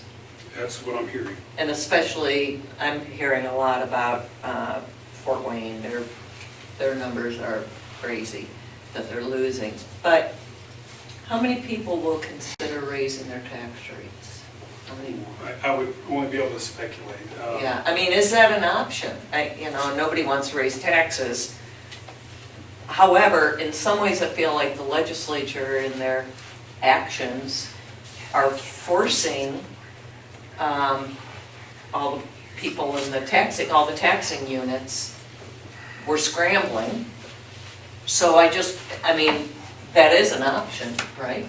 To generate more income would be to raise our tax rate. That is so the General Assembly at this point, say as of today, what is it, September 9th, in front of you, it's given you one mechanism to generate revenue for schools, property taxes. Right. And There is no other level. Yeah, so for school corporation to continue to maintain a certain operations, like dollar amount to keep the lights on, you essentially do. But have to raise your tax rate, a or you referendum could- does that though too, An right? operating referendum would, absolutely. Right. But can you do that without, this is just hypothetical, I don't want people to think we're saying we're gonna raise taxes. But can you raise taxes, can you raise your percent without a referendum? An operating referendum? Is a referendum really just raising the tax rate, or is a referendum looking at a dollar amount and then correlating that to a tax rate? Route you So with that's a that. really good question. I'm not an attorney, but there is new legislation where you would have to determine what your maximum levy would be over up to an 8-year time period for an operating referendum. That's a new question that was just approved by the General Assembly. So it's never been tested on the ballot, but it is new. But I think it's really important to know, and Brock, help me, and please correct me if I'm wrong, because I'm not you at all. I don't know this stuff nearly as well as you do, but just because we raise the tax rate doesn't mean that the homeowner is going to pay more. That's exactly right. Coming back to that additional supplemental homestead credit, because of that additional credit now, just because the tax rate's going up does not necessarily mean. And I think that's important for everybody to understand, is that just because that tax rate increases, and I think conversely on the other side, as we've seen net AV increase the last couple of years, we've seen tax rates drop. That doesn't necessarily mean that people are paying less, right? So like it just is what it is. Yeah. So even if we get into a situation where the tax rate does increase because net AV bottoms out or drops, especially in 2028, it doesn't necessarily mean that our people at home are going to see any change. And that's, I guess, my frustration with the General Assembly is they have forced us to essentially do that. But I don't know how much it's really going to help our people, because everybody's going to be in a situation where they're almost forced to raise those tax rates. And another thing, if the tax rate, as far as the amount of money that we're actually collecting, we're going to be getting really less money. Even if the tax rate goes up, we're not going to get, we're going to lose $250,000 next year? 271 additional. Yeah, potentially. So even though something's going up, the real dollars that we're seeing to pay the light bills, to pay for the operations, that's just not going to be there. And that's assuming no increase in tax rate. In terms of that 271,000 is based upon the DLGS projections for next year. So there's some assumptions on levy increases, et cetera. Yeah. So basically, it's going to be really difficult. Yeah. Yeah. Yeah. Last thing I'll point out is, for those of you who were here when circuit breaker was enacted, it took a couple, 2-3 good years before we really understood some of the full implications, and I anticipate it will be similar this round as well. Okay. Very helpful. Dr. Summers, Mr. Harris, do you guys have any questions? I sit here and look at all this and I listen to the political chatter.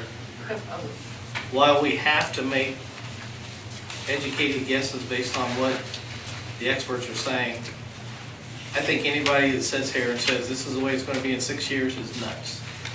Our legislature is going to change it. I don't know how they're going to change it, and they're getting too many questions by others to do this, so. It's too fluid. Okay. Brock, thank you so much. That was super informative. And obviously this is recorded, so we all have the opportunity. to go back and rewatch it. And I know you've delivered a lot of these across the state of Indiana, so we thank you so much. Brought all these school boards down. That's been, yeah, What sorry. happens, it's nature of it, just Yeah. creates challenges to plan. Yeah. Brock, thank you. Thank you. You're free to go. We appreciate you being here. Thank you so much.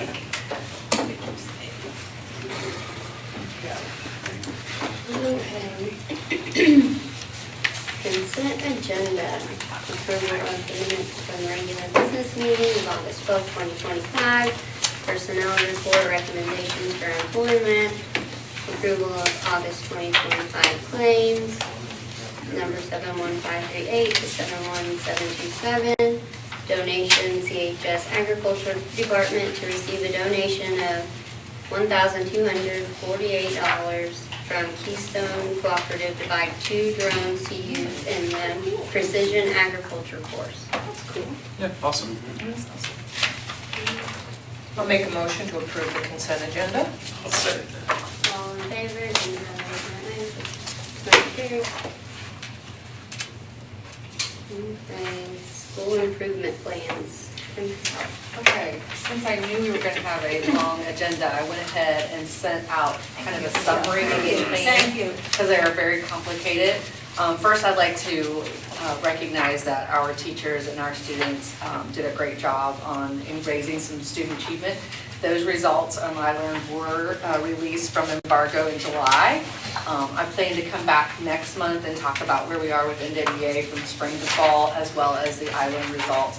But for the submission of school improvement plans, I need to get these one-year plans approved tonight so that we can continue to work on them and get them posted before our next board meeting. So the elementary school improvement plans year to year, there are not a lot of changes. It's mainly just increasing those data points as most of our elementaries have gone up.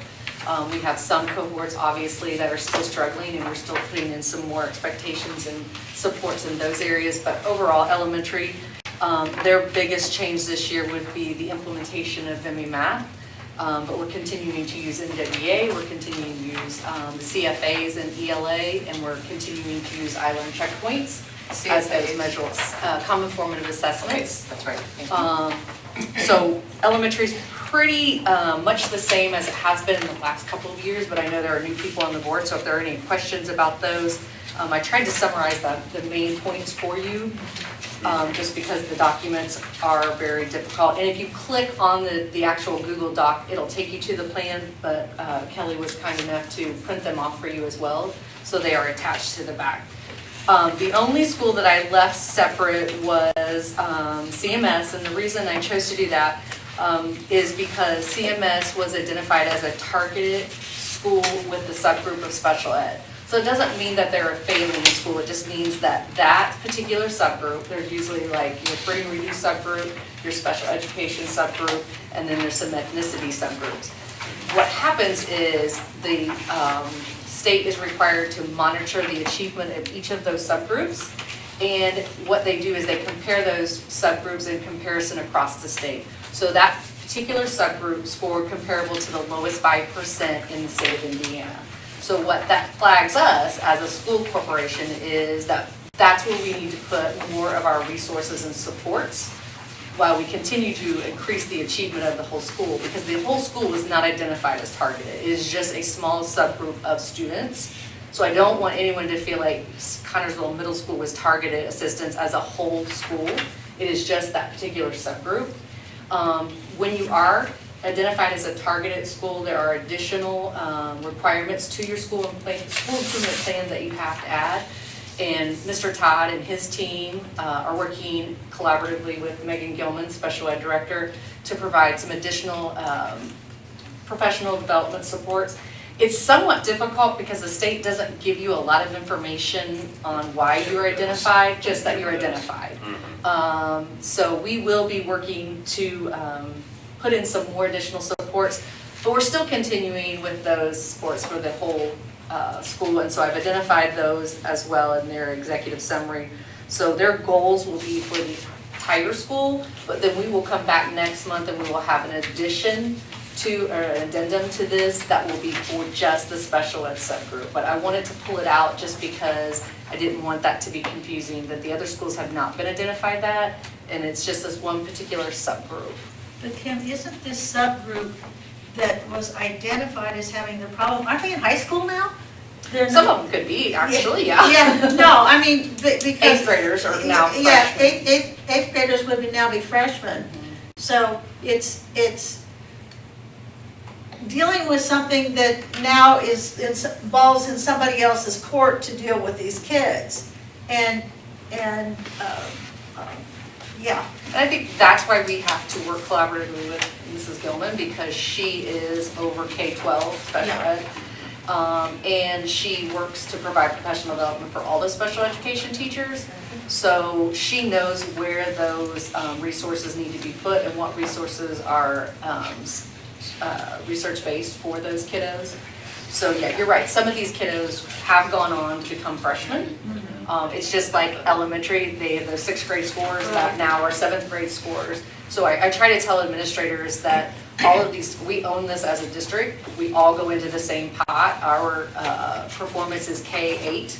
So we all have to be working together to ensure that we're building those strong foundational skills so that as kids get older and older, that we're not filling as many gaps. And with COVID, we have had to go back and fill some gaps.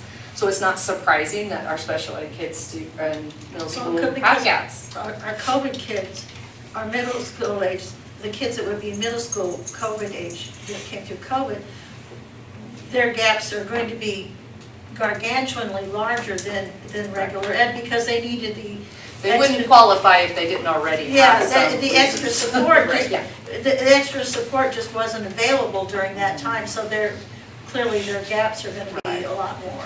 And you know, our special ed teachers do a fantastic job there, and again, this is not saying that we're failing, it just means that we need to change some of the things that we're doing and put more of our resources and time, and then they will be, the state will watch the growth of this cohort over a certain amount of years, and then, so we don't become off of targeted assistance until we maintain that status of the Okay, growth. so is the cohort a group of kids or a group of identified kids?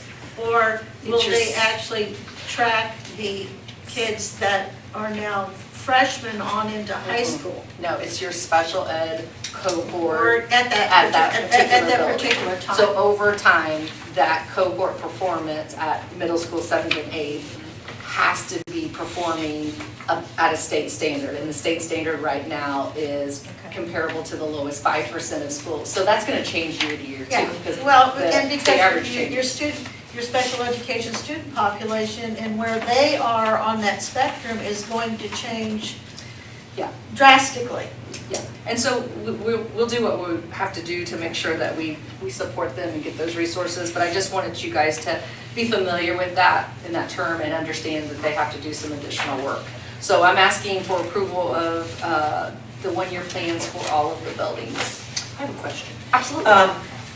Can you, and I emailed you this, so I'm just saying it for the benefit of other people so they know what I asked you. Okay. You know, with strategic planning that we're in the process of, one of the recommendations or one of the measures of effective use of school board meeting time is to discuss data. Absolutely. That data is really important, and I know you're a data person, so that's right up your alley anyway. Would there be a way, I don't know, do we do NWEA 3 times a year, is that right? Correct. Yes. Yeah. Would there be a way for you to share progress towards goals on these improvement plans that include NWEA? Absolutely. That might just help because I think last year I commented that, you know, how does the school improvement plan change from year to year? And you remarked that sometimes certain categories don't, like they just increase the percentage or whatever they want to get. But I don't know that the board's ever become aware of like where we were and where we are. So that when we see those school improvement plans, was there progress made last year on their goals?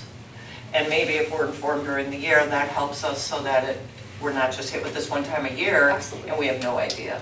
And the other thing I want to say, just as a comfort or whatever, Katie Jenner says, and I'm sure you just look at the statistics, middle schools across the state struggled.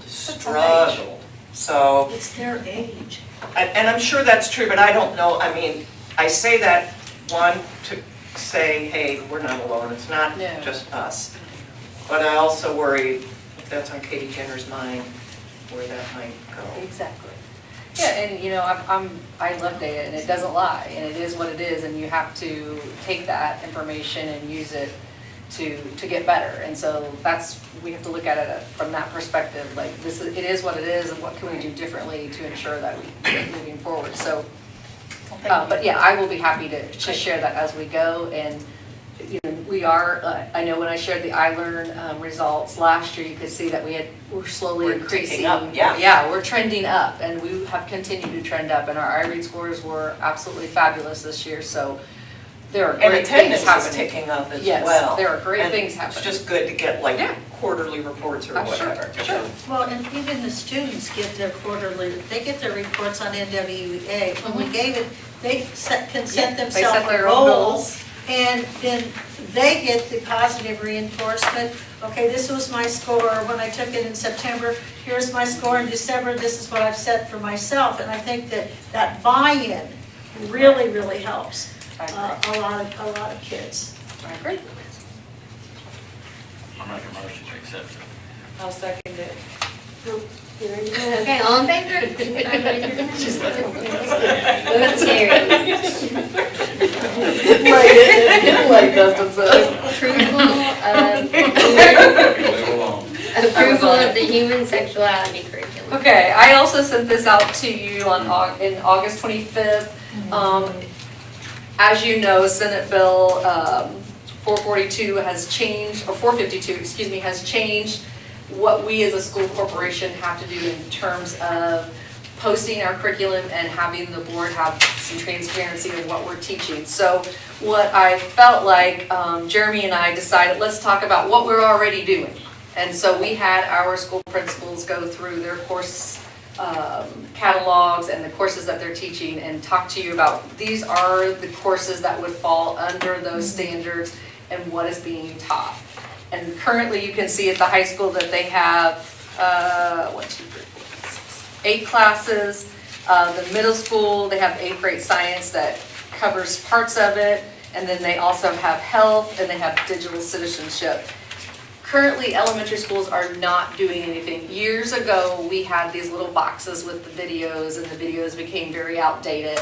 After that, we did work with Butler University, took some of our 4th and 5th graders there for those puberty education workshops. But then COVID hit, and we really haven't done anything since. So what we need to know, I guess, from this point on, and Jeremy can help me, is what is the stance of the board in providing that type of education to elementary, and are we okay with the current classes that we are teaching, and we need to get approval on that, and if we do approve them, then they have to be presented on our webpage so that parents have access to them. So that's a lot in a little bit of time, and I'll let Jeremy kind of Yeah, I'll just piggyback say, off that. I think I've sent you the statutory changes this year, that you had to include information about fetal development, you had to include information about consent, you had to have information in the opt-ins, right, essentially the permission slips with parents about, is it gonna be a single-sex environment or both together? Is it gonna be, who's gonna teach it, what's the gender of the individual who's gonna teach it? All that has to be included. We've got all of that covered in our board policy, but just making sure that we have it covered too from a curriculum perspective to make sure that we're ready to go before we do any of that. And again, to Ken's point, we have to have all that posted on our website for parents to review if they choose to, so they're well educated to say yes or no to that instruction for their children. And so I do want to note though, when we talk elementary, it's not, it's human sexuality instruction is a very broad term. Yes. But we're talking about elementary, very age appropriate in regards to puberty, right? And that's how's your body going to change, those types of things. If we take that step, that's the kind of instruction kids would receive. Not any talk about, sexual education, right? It's just about how is your body going to change and how do you prepare for that as a youngster? As far as deodorant and all of those things, good things. body changes and things we won't But it's necessarily at a get into. very elementary, simplified level. For sure. for sure. And when has that typically been taught in our schools in the past? When we were teaching it with the kits, we rotated the kits through the elementary, so it was a sign-up thing. Uh-huh. When Butler was having it, they were doing it in March and April. I meant what ages? What Oh, grades? fourth, fifth, and sixth. So yes. every year they would get that instruction? Yes, we had a box for fourth grade, fifth grade, sixth Okay. grade. Thank you. They do some like good touch, bad touch at like kindergarten, stranger Yeah. danger, those kinds of things. But when you get into this portion Body of the development, curriculum, it's fourth, fifth, and sixth. Okay. And mainly it's fifth and sixth. But I think the Butler, we did fifth and sixth. But the kits were 4, 5, and 6. So currently what's in front of you is essentially for approval for that curriculum that is middle school and high school. And so we'd ask for that approval so we can go ahead and post that on our website, get started with that instruction. Obviously making sure that it's in line with the new statutory requirements. And then would ask the board for an opinion on where we are with the elementary so that Mrs. Corsaro can move forward with that and start working with her elementary principals if there's an appetite to have that puberty-based discussion with our elementary kiddos. So I think first we'll go ahead and ask for approval of the curriculum as presented for grades 7 to 12 as we've laid it before you. I'll make a motion to approve the human sexuality curriculum. I'll second it. Those in favor, signify by raising your right hand. Motion carries. So I guess from not necessarily an agenda item, no approval needed, Yeah, just more discussion yeah, on open where discussion. what you're thinking before. We didn't want to get way out in front and then it be something that you guys didn't feel was appropriate. So we've kind of just put it on hold until we can have this conversation with you, and then whatever the board feels is the direction that we need to take, then I'll go back and work with administrators and deciding what that curriculum is. Then we would bring that curriculum back to you and have your approval of that before it's being taught. So it's not like we will just go pick something and then not bring it back to you. So I just need to know what the board's feelings are on providing that for those 4th, 5th, 6th graders, 5th, 6th graders. And as we know in the state of Indiana, like we put parents in the driver's seat for a lot of these things for kids, and this is particularly true with this, and this would be a permission slip type situation where they would have to say yes to the instruction. If they don't, unfortunately, too many of our children get their instructions about how their bodies work from watching YouTube videos and other things on the bus, or they don't get good information. And there are a lot of parents that are very uncomfortable in talking to their children about this. And in a classroom situation, if it's done well, and I think we have done well in the past, then this is just information. And the kids can ask the questions. This is what's happening to your body. It's normal. I think it's definitely with their girls, my daughters, I know their ages, like 8 or 9, that started. Sure. Yeah, so I think it's definitely needed in case they are not getting it. We also have kids that are unfortunately sexually active by 6th grade, but they don't even necessarily have a knowledge of how their bodies even work. And I think they really need to know that. Plus, for probably everybody in this room, we all had some of that, some form of that. I remember having it and giggling, the typical little kid thing you do.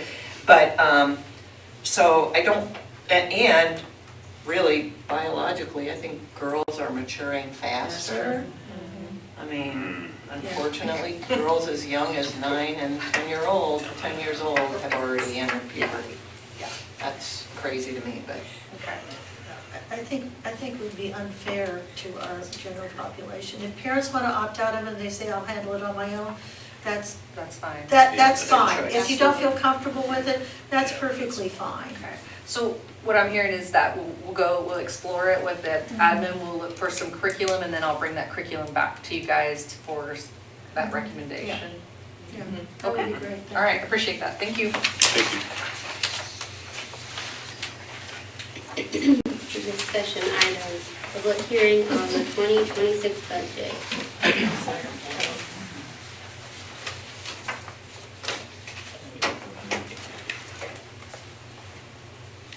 Before I start the presentation, I'm just going to let everybody here know you've got me one more time. If there's anybody to blame, it's Dr. Summer. He just threw you in the bus. He's been saying that all day long. We'll wait for it to come up here. I will go through this relatively rapidly, but the thing to know is tonight, this is a public hearing on the budget and the proposal. There will be no votes by the board. If anybody in the community wants to make comments, they are welcome to do so.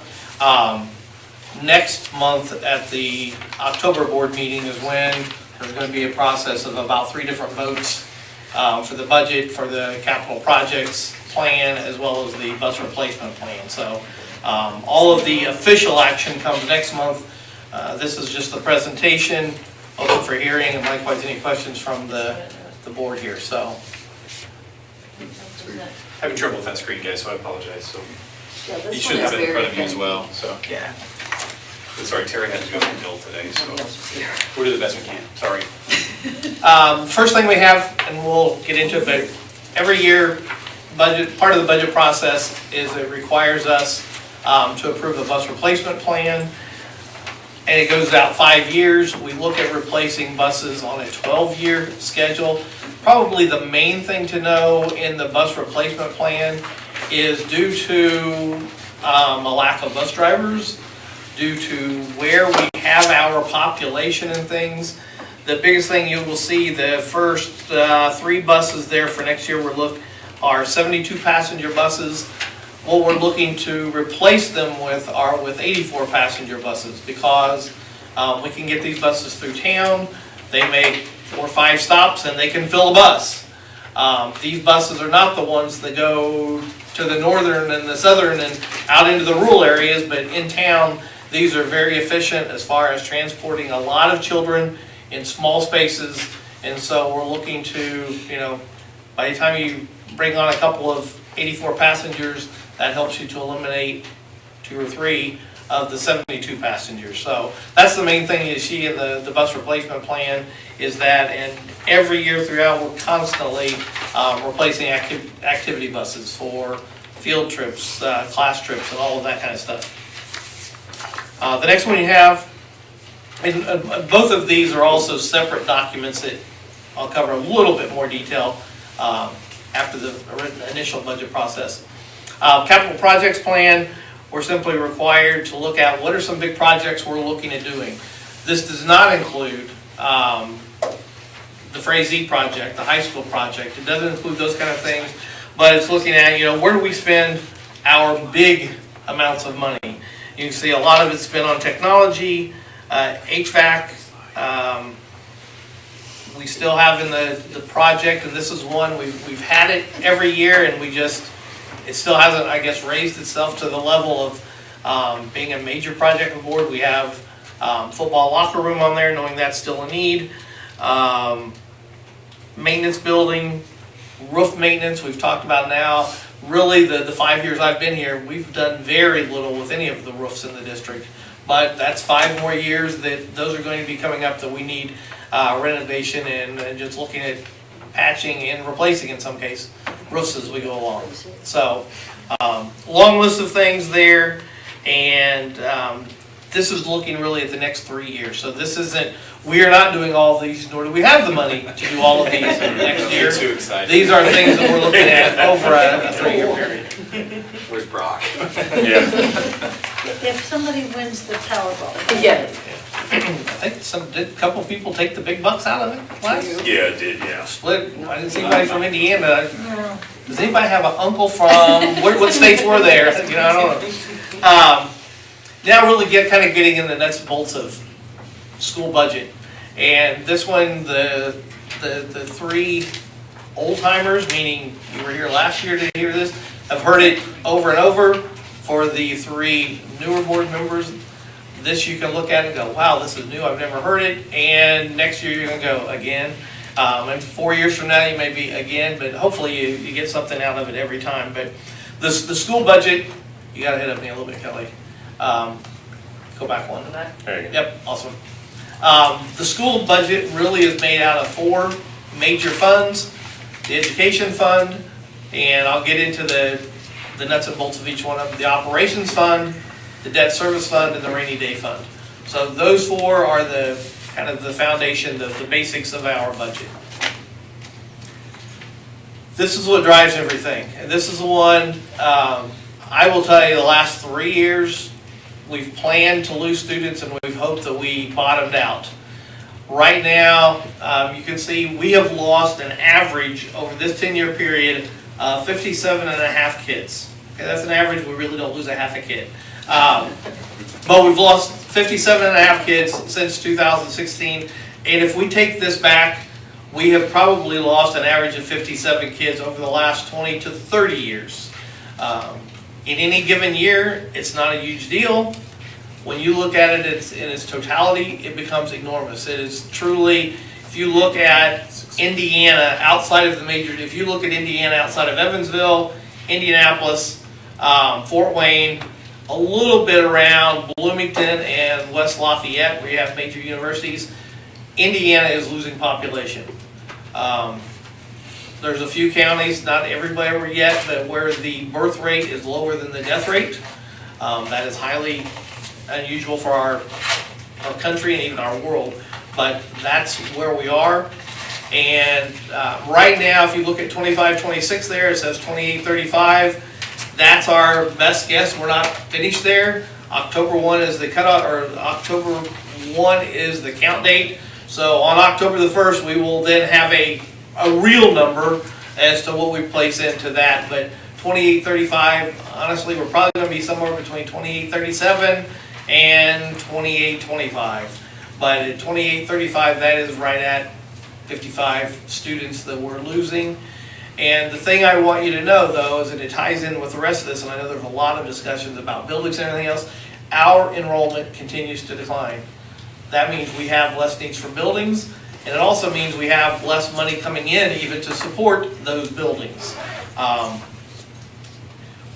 This year, one of the things we've done is we've decreased the teaching staff through attrition by about 6 staff members. We have tried to be in front of this, realizing that, you know, when you look at 55 kids, it means a lot to the budget, especially when you look at a per pupil base of almost $8,000. So take 8,000 times 5,500, you're somewhere around $400,000 that we could have had if we just remained flat. But the other side of it is, when you look at that 55 also, that's 4 or 5 kids per grade. Well, you can't eliminate a teacher in the 3rd grade because we lost 5 kids. You can't eliminate a high school class because we lost 20 kids in the entire high school if you look at 4 grades. But you have to look at that as time goes on, and how do we maintain an adequate teaching staff with the declining enrollment. So we definitely made some decreases in the past year to try to maintain that with what we've lost. Really, the previous 5 years that I've been here, COVID or ESSER dollars helped us a little bit get through it, but realistically, we've been pretty flat staffing-wise, and this year we did make some decreases. Budget estimates. This is the first time you've heard me say it in the budget presentation, but you're going to hear it over and over, and that is, budget estimate right now, we don't have any money in the budget to go for rainy day fund. Debt service fund, we have there at $4,069,000. Education fund, $28,033,000. Operations fund, $12 million, for a total of $44 million. Whenever we are presenting this to you as a budget proposal, the one thing you need to know is that we have to be high. The DLGF reviews, once we have our approved budget, give you an idea of the process. We have the hearing tonight, hopefully we approve the budget at our October meeting, and then it goes to DLGF. Our DLGF rep will then look at all of our funding, and they will make cuts to it.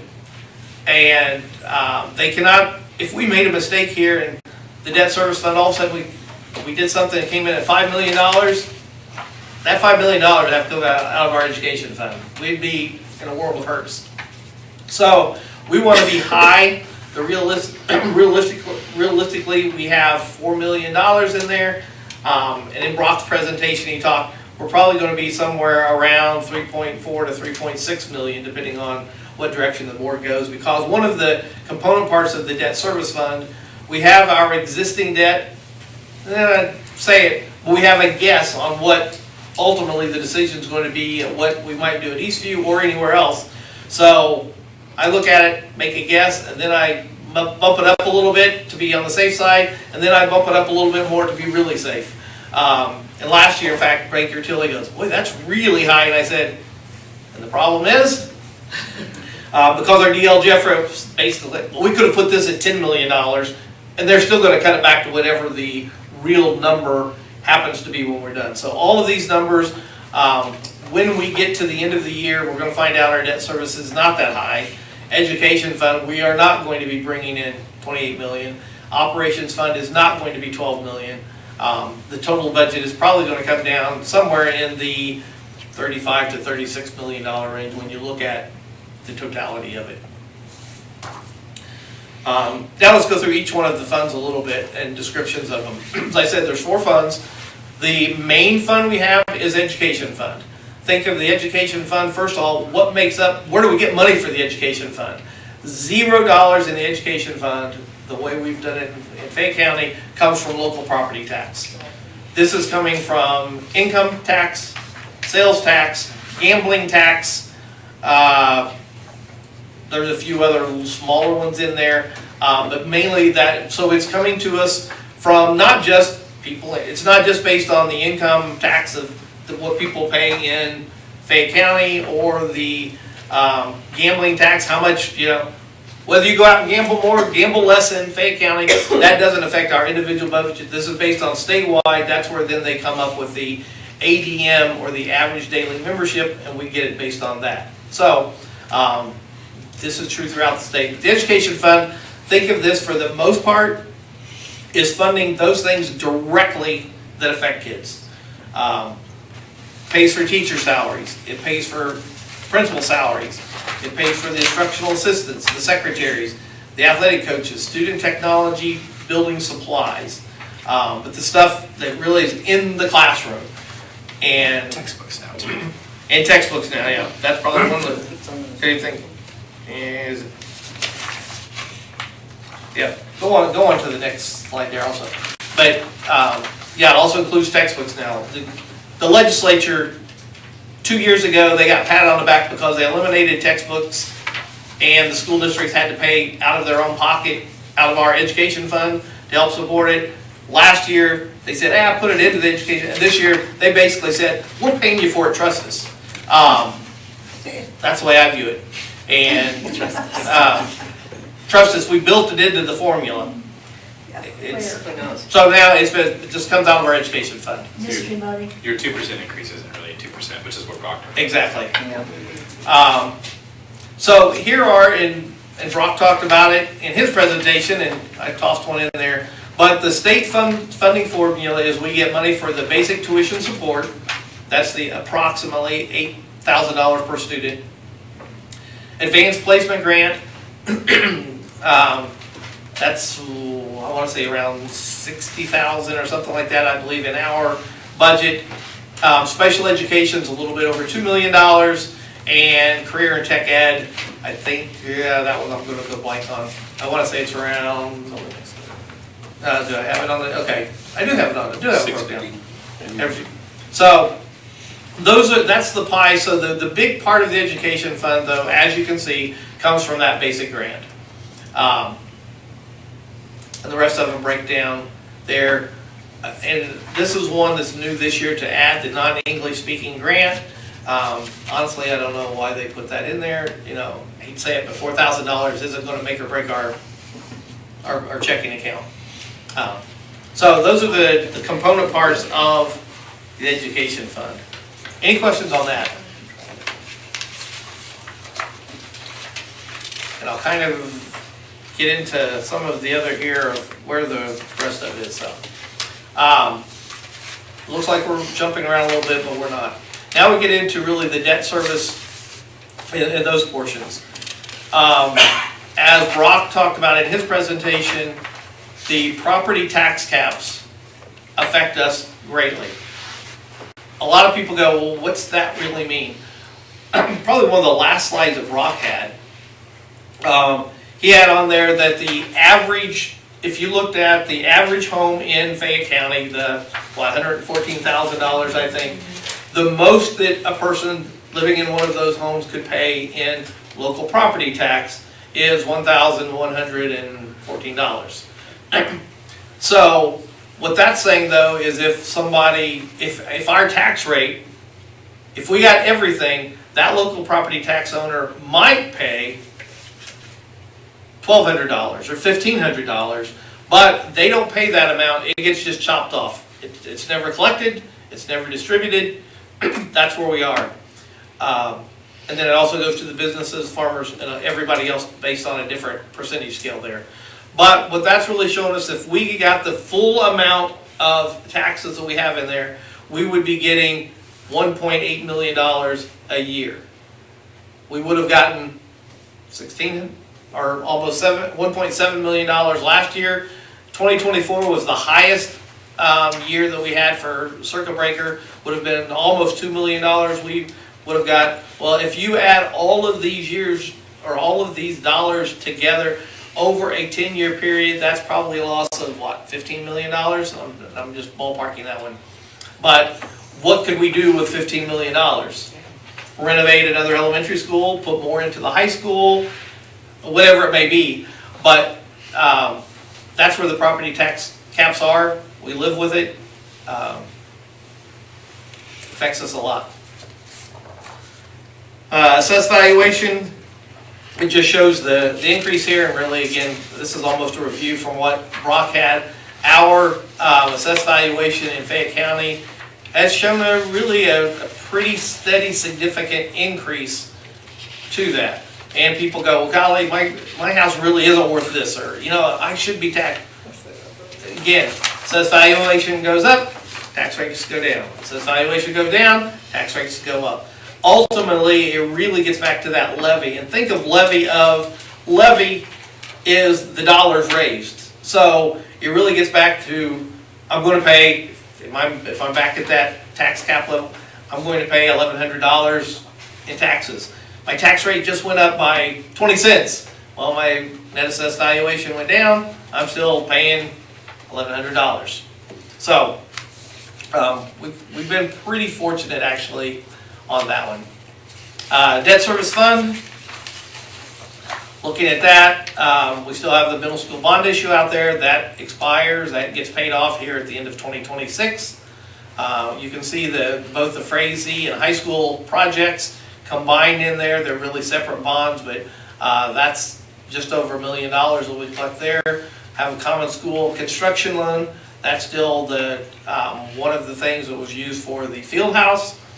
And then the anticipated debt service, that's where we have placed in there what I'm guessing we're going to be somewhere around $1 million-ish. Again, depending on what we end up doing throughout the district. But the anticipated debt of $1.3 million, that's really the part, especially on the debt service, that's where the cut's going to happen too, because we already know what the middle school bond issue is. We already know Frazee. We already know the common school. It's the anticipated debt with where do we end up once all of that is done and completed. There we are on the debt service fund. I'm getting ahead of myself on my slides. Debt service fund there just shows how much that we anticipate collecting, what we have collected over the years, and as that has went up. So the next slide, and this is where it gets into how does the stuff work. We have an education fund, we have an operations fund, and we'll talk about the details of operation. Education, we've already talked a little bit about that. The classroom, the curriculum, teacher salaries, principal salaries, secretaries, instructional assistants, all of the stuff within a school building as far as the personnel and those things go. Operations fund, the next slide I'll go into, but we'll hold it here. Operations fund is all of the, I'll call it a little bit the overhead. What are things, we need more than teachers for the class or to run a school district. We also need a building. We need lights, we need heat, we need air conditioning, we need custodians, we need maintenance people, we need a lot of things other than just the teachers and instructional assistants. The operations fund takes care of that. And one thing we can do is we can transfer money between funds. We can transfer money from the education fund into the operations. We can transfer money from operations into the education fund. Our policy, our processes, since I've been here, is that every year we transfer 15% of the education fund into operations. Operations fund could contribute to education fund. It never has and probably never will, because realize that operations fund is taking a hit by those property tax caps. Next slide. So what all is included in the operations fund, and how does all of that work, and those kind of things? You can see that it's the local, or the operations fund is made up of local property taxes. The operations fund is not what we get for operations. That does not come from outside of Fayette County. So we don't get local property tax from Franklin County. We don't get it from Marion County. All local property tax is truly local. It's Fayette County. Funding sources, we also then transfer, as I said, from the education fund. The advertised amount will be $12 million. We anticipate actually only receiving about $8 million into the operations fund because of the circuit breaker, and because, again, they're going to cut the tax rate in there to affect all that. Operations fund. This is all the stuff that we need that isn't included. It's anything from the transportation is paid from operations, capital projects, the bus purchases, insurance for the corporation, utilities, gas, water, what else? Electricity. It also pays, it's also taking care of everybody pretty much out of this office. The superintendent is paid out of operations, the director of operations, assistant superintendent, school board members. All of you are paid out of the operations fund. It doesn't come out of the education fund. Payroll, all of the people in here, then the custodians and maintenance, and sometimes I know people, why that doesn't come out of the education fund a little bit to me is kind of because you can't run a building without the custodial maintenance and all those kind of things. But all of that stuff comes out of the education fund or operations fund, as well as the other stuff. When we replace an HVAC unit, that's coming out of operations fund. When we are, when we've done a lot of pavement work, just patching and sealing and all of that kind of stuff, that comes out of operations fund. So, lots of stuff there. Any questions about operations fund? And really get the difference between education and operations fund. Okay. And then the last one, the rainy day fund, I will tell you, we haven't used this a lot. We have just short of $1 million in there. You can build a rainy day fund up with cash balances from other funds, or in the case that kind of, I guess my philosophy is, I've just let the cash balances take care of it. If we really had a project that we really needed something, there would be appropriations ways of getting money to rainy day or other things. But we've spent literally a couple of dollars out of it from some things, and we haven't put anything into that over the last 5 years. So looking ahead and kind of summarizing all of this, I anticipate continued decrease in enrollment. Looking at what are we going to be doing in the projects, what's going to happen with the teacher contract, those negotiations, and I know Jeremy's going to be talking about that here, maybe the next agenda item, but we'll be getting in that. Where do we stand on the teacher contract? And the great unknown, the property tax changes, and that's the one that I think we're going to see changes there. I'd like to say we're going to be able to weather them, but it's going to be, let's see what happens as it goes on. So, any questions about that? Mr. Harris, thank you. Am I correct in that saying that you do not need formal approval of the CPF or bus replacement plan? Correct. In fact, being the two other items we do have on there, I don't know if we've got slides on it, I don't think we do because we didn't make it, but you have two pieces of paper that really just give you, it's the same information that was on the slides, it's just, for old people like me, it's a little bit bigger and easier to read. But at next month's board meeting, it will be requested that you approve the capital project plan. That will be one vote, and just giving a preview for Kelly, you will all, hopefully if it gets approved, you will all sign the bus or the capital project plan on whether you voted yay or nay. There will be a separate vote on the bus replacement plan. You will then sign a document, did you vote yay or nay? And then there will be a vote for the proposed budget. So all of that works into multiple votes next month. And if there's any questions that come up as you look at it in more detail, you go, wait, why is this, or why did we do that, or whatever it may be, you can give Dr. Summers a call, and he can call me and say, Randy, what's the answer? It's a learning process. I can tell you, I've worked at it for more than 15 years now, and you don't learn it in 27 days. I was going to say, is it 30 days yet or something like that? I thought, it's not even 30 days yet. Yeah. So, any Travis, questions? thank you. I do want to say thank you for your work. This is essentially Mr. Harris's last scheduled meeting. There could be a chance he could be back with us a little bit. We'll talk about that in a minute. But I just want to say thank you publicly for your work, and has worked really well with Dr. Summers as he's learned the ropes of public school finance. Knows school finance very well, but public school finance, and just thank you, Randy. We appreciate you so much. Sure.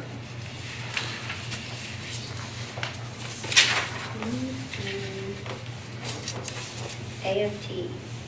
Yep. I'm going to take from there. So we are required by law to do, but SEA 390 requires us to do a public hearing with our local AFT 2205 and the Fayette County School Corporation, essentially before we start formal bargaining. Formal bargaining by law cannot start until September 15th, so we're just a few days away. We have a great relationship with our association. Excited to get that process started. But again, we have to hold this public hearing, so we'll start the hearing now. Essentially, all it means is that we allow the opportunity for public comment about collective bargaining. Generally speaking, we don't usually get a lot, and so I'm guessing the case is that today. Does anyone have any public comment in regards to collective bargaining? We'll open the floor if anyone does. Seeing none, we'll close the collective bargaining public hearing, and looking forward to getting that process started. Have our first bargaining session scheduled for the 17th of this month, and hopefully it will be a pretty quick process. Again, we have a great relationship with our association. It's always our goal to give our teachers as much. We're not a bank, right? We have this balance all the time of being fiscally responsible, making sure we have good, healthy cash balances, and making sure we take care of our people. And ultimately, that's the goal. And so we're going to do our best to make sure our people are taken care of at the table this year, within limitations, of course, that we've already discussed. So. Okay. School board policy, first reading for updated policies. Okay, so I've sent all these to you prior for review. I just want to go through them really quickly. This is the first time that we've read them. We have A350 civility and decorum policy. This essentially requires employees, parents and guardians, other members of the public, essentially when they're on our watch, to make sure that they're civil, that they're respectful during our operations, activities, and events. Prohibits conduct that essentially disrupts the orderly operation of school functions. It just spells out what that means, right? So we expect a certain thing from our people, both our employees and those who are visiting us and such. D225 is employee ethics. Essentially, that our people will uphold the highest ethical professional standards that they can, require staff to maintain professional boundaries with students and colleagues while treating others with respect and courtesy. Policy emphasizes modeling positive behavior by avoiding profanity, demeaning language, other inappropriate conduct, in the presence of our students. Essentially just spells out those expectations for our people. D300 alcohol and controlled substance by CDL and safety sensitive positions. So obviously this is Daryl's purview. There's state law that essentially requires us to test our individuals who hold a CDL, to hold them essentially to a very high standard in that regard. This policy essentially spells out what that is, what those state requirements are. and what is recourse in the event that we'd have somebody, unfortunately, that would not meet a standard that we've set and as the state has set in regards to alcohol and controlled substances while holding that CDL. D375, employee discipline, not one that we necessarily want to ever get to, right? But there are times, unfortunately, when you have 500 plus employees, when people disappoint you. And so what do you do? And this policy grants me as a superintendent or my designee, Dr. Summers, Mr. Corsaro, Mr. Harris, until he's retired officially, the opportunity to place somebody on administrative leave when their presence poses a threat, creates a potential disruption, or interferes with an investigation. Talks through the due process procedures that we have in place to make sure that our people are afforded that due process by law that they deserve. And so all of that, again, spelled out in that policy. Again, that's not ever one that we want to have to worry about or deal with, but unfortunately part of the process when you're an employer of as many people that we employ. D425 just talks through employee benefits. It's a pretty umbrella policy. Essentially, employee benefits for our certified staff are governed by either our administrative appendix for our administrators or our CBA for our certified staff. And of course, we do have some appendices also that govern that for our classified staff as well. D500, school resource officer employment and training. There is state law that essentially spells out what's expected of our SROs in terms of training. It requires those SROs to complete 40 hours of approved training within 180 days of employment. Talks about what an officer is, what type of training is required, those types of things, and the fact that we need to have an MOU with our law enforcement partners that spell all this out. And we do, of course, have that with the Fayette County Sheriff's Department. We're thankful for their work and service to our kids and our community. G100, facility and transportation safety, just affirms our commitment to making sure that we take all reasonable measures to make sure that everyone is safe while they're here, with our kids, our staff, and also our patrons that are here. It also permits the use of surveillance, metal detectors, security measures that protect our people, requires safety plans and those types of things to be done. Regarding transportation, it talks through bus drivers being required to follow those rules as we talked about before, but also rules of the road as far as unloading, loading, those types of things that are really important for the safety of our kiddos. H175 is an interesting policy, one that you'll want to dig into a little bit, but there are some laws in this regard in terms of questioning of students. This is questioning of students both in regards to law enforcement and DCS, so the Department of Child Services.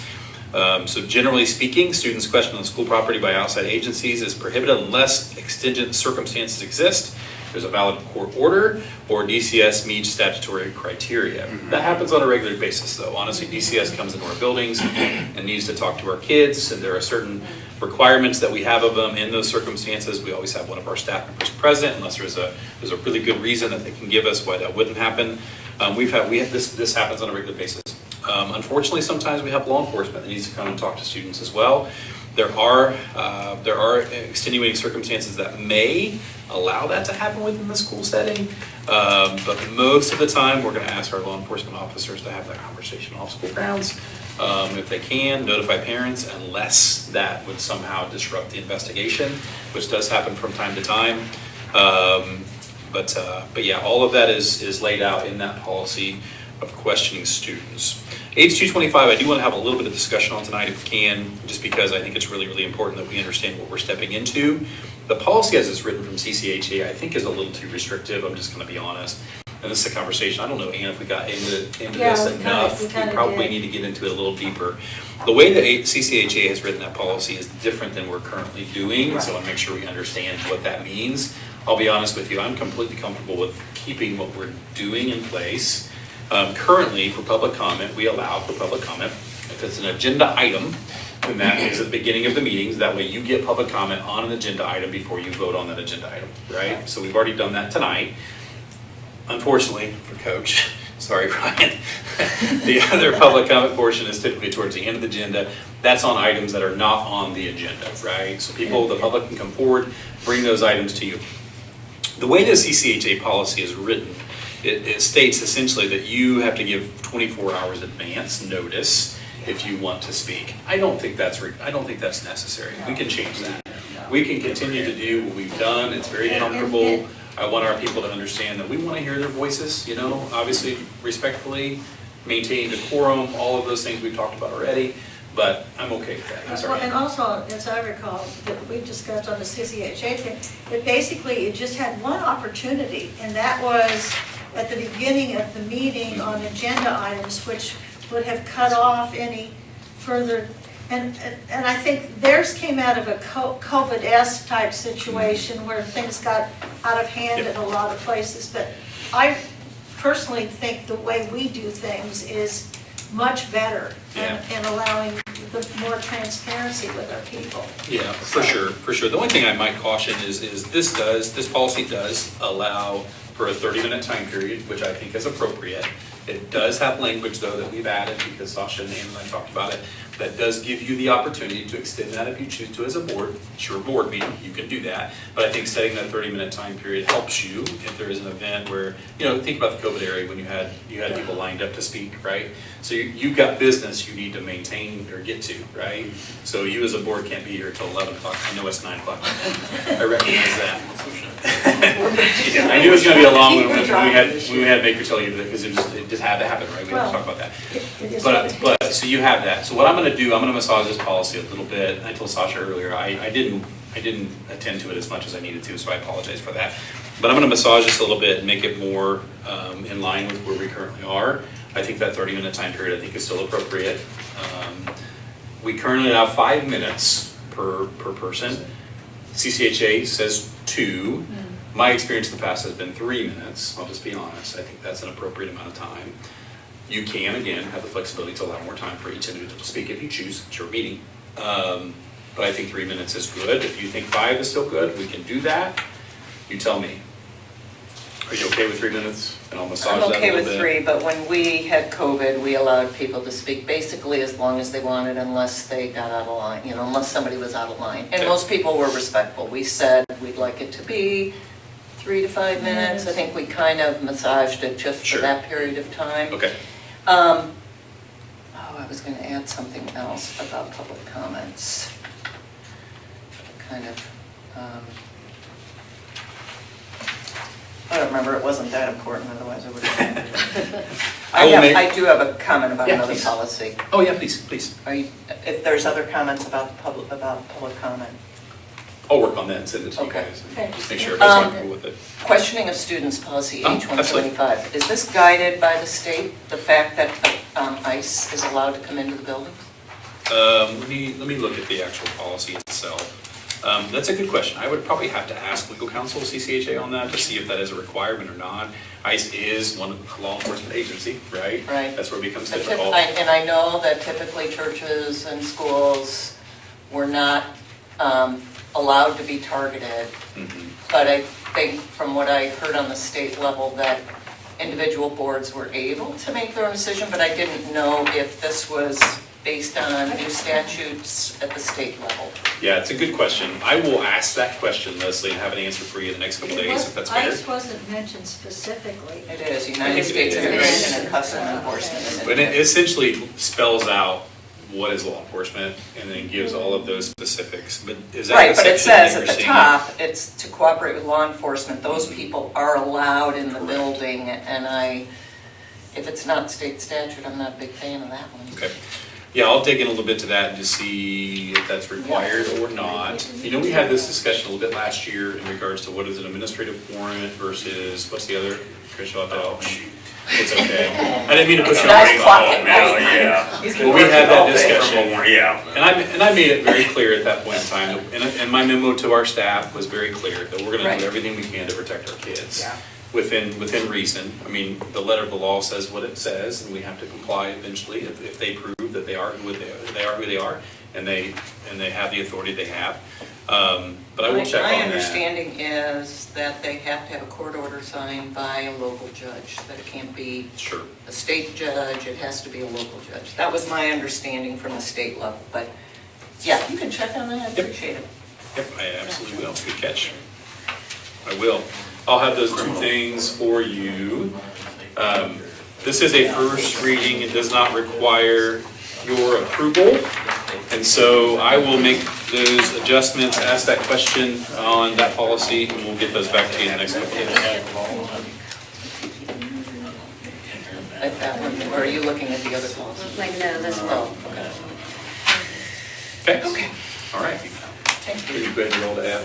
Yeah. Okay, so F we have on here, it's getting late, guys, so I don't want to spend a lot of time on this, but I do want to make sure that we give an update on where we are with Eastview and the Fayette Central well. I know it's been discussion, we've talked about it.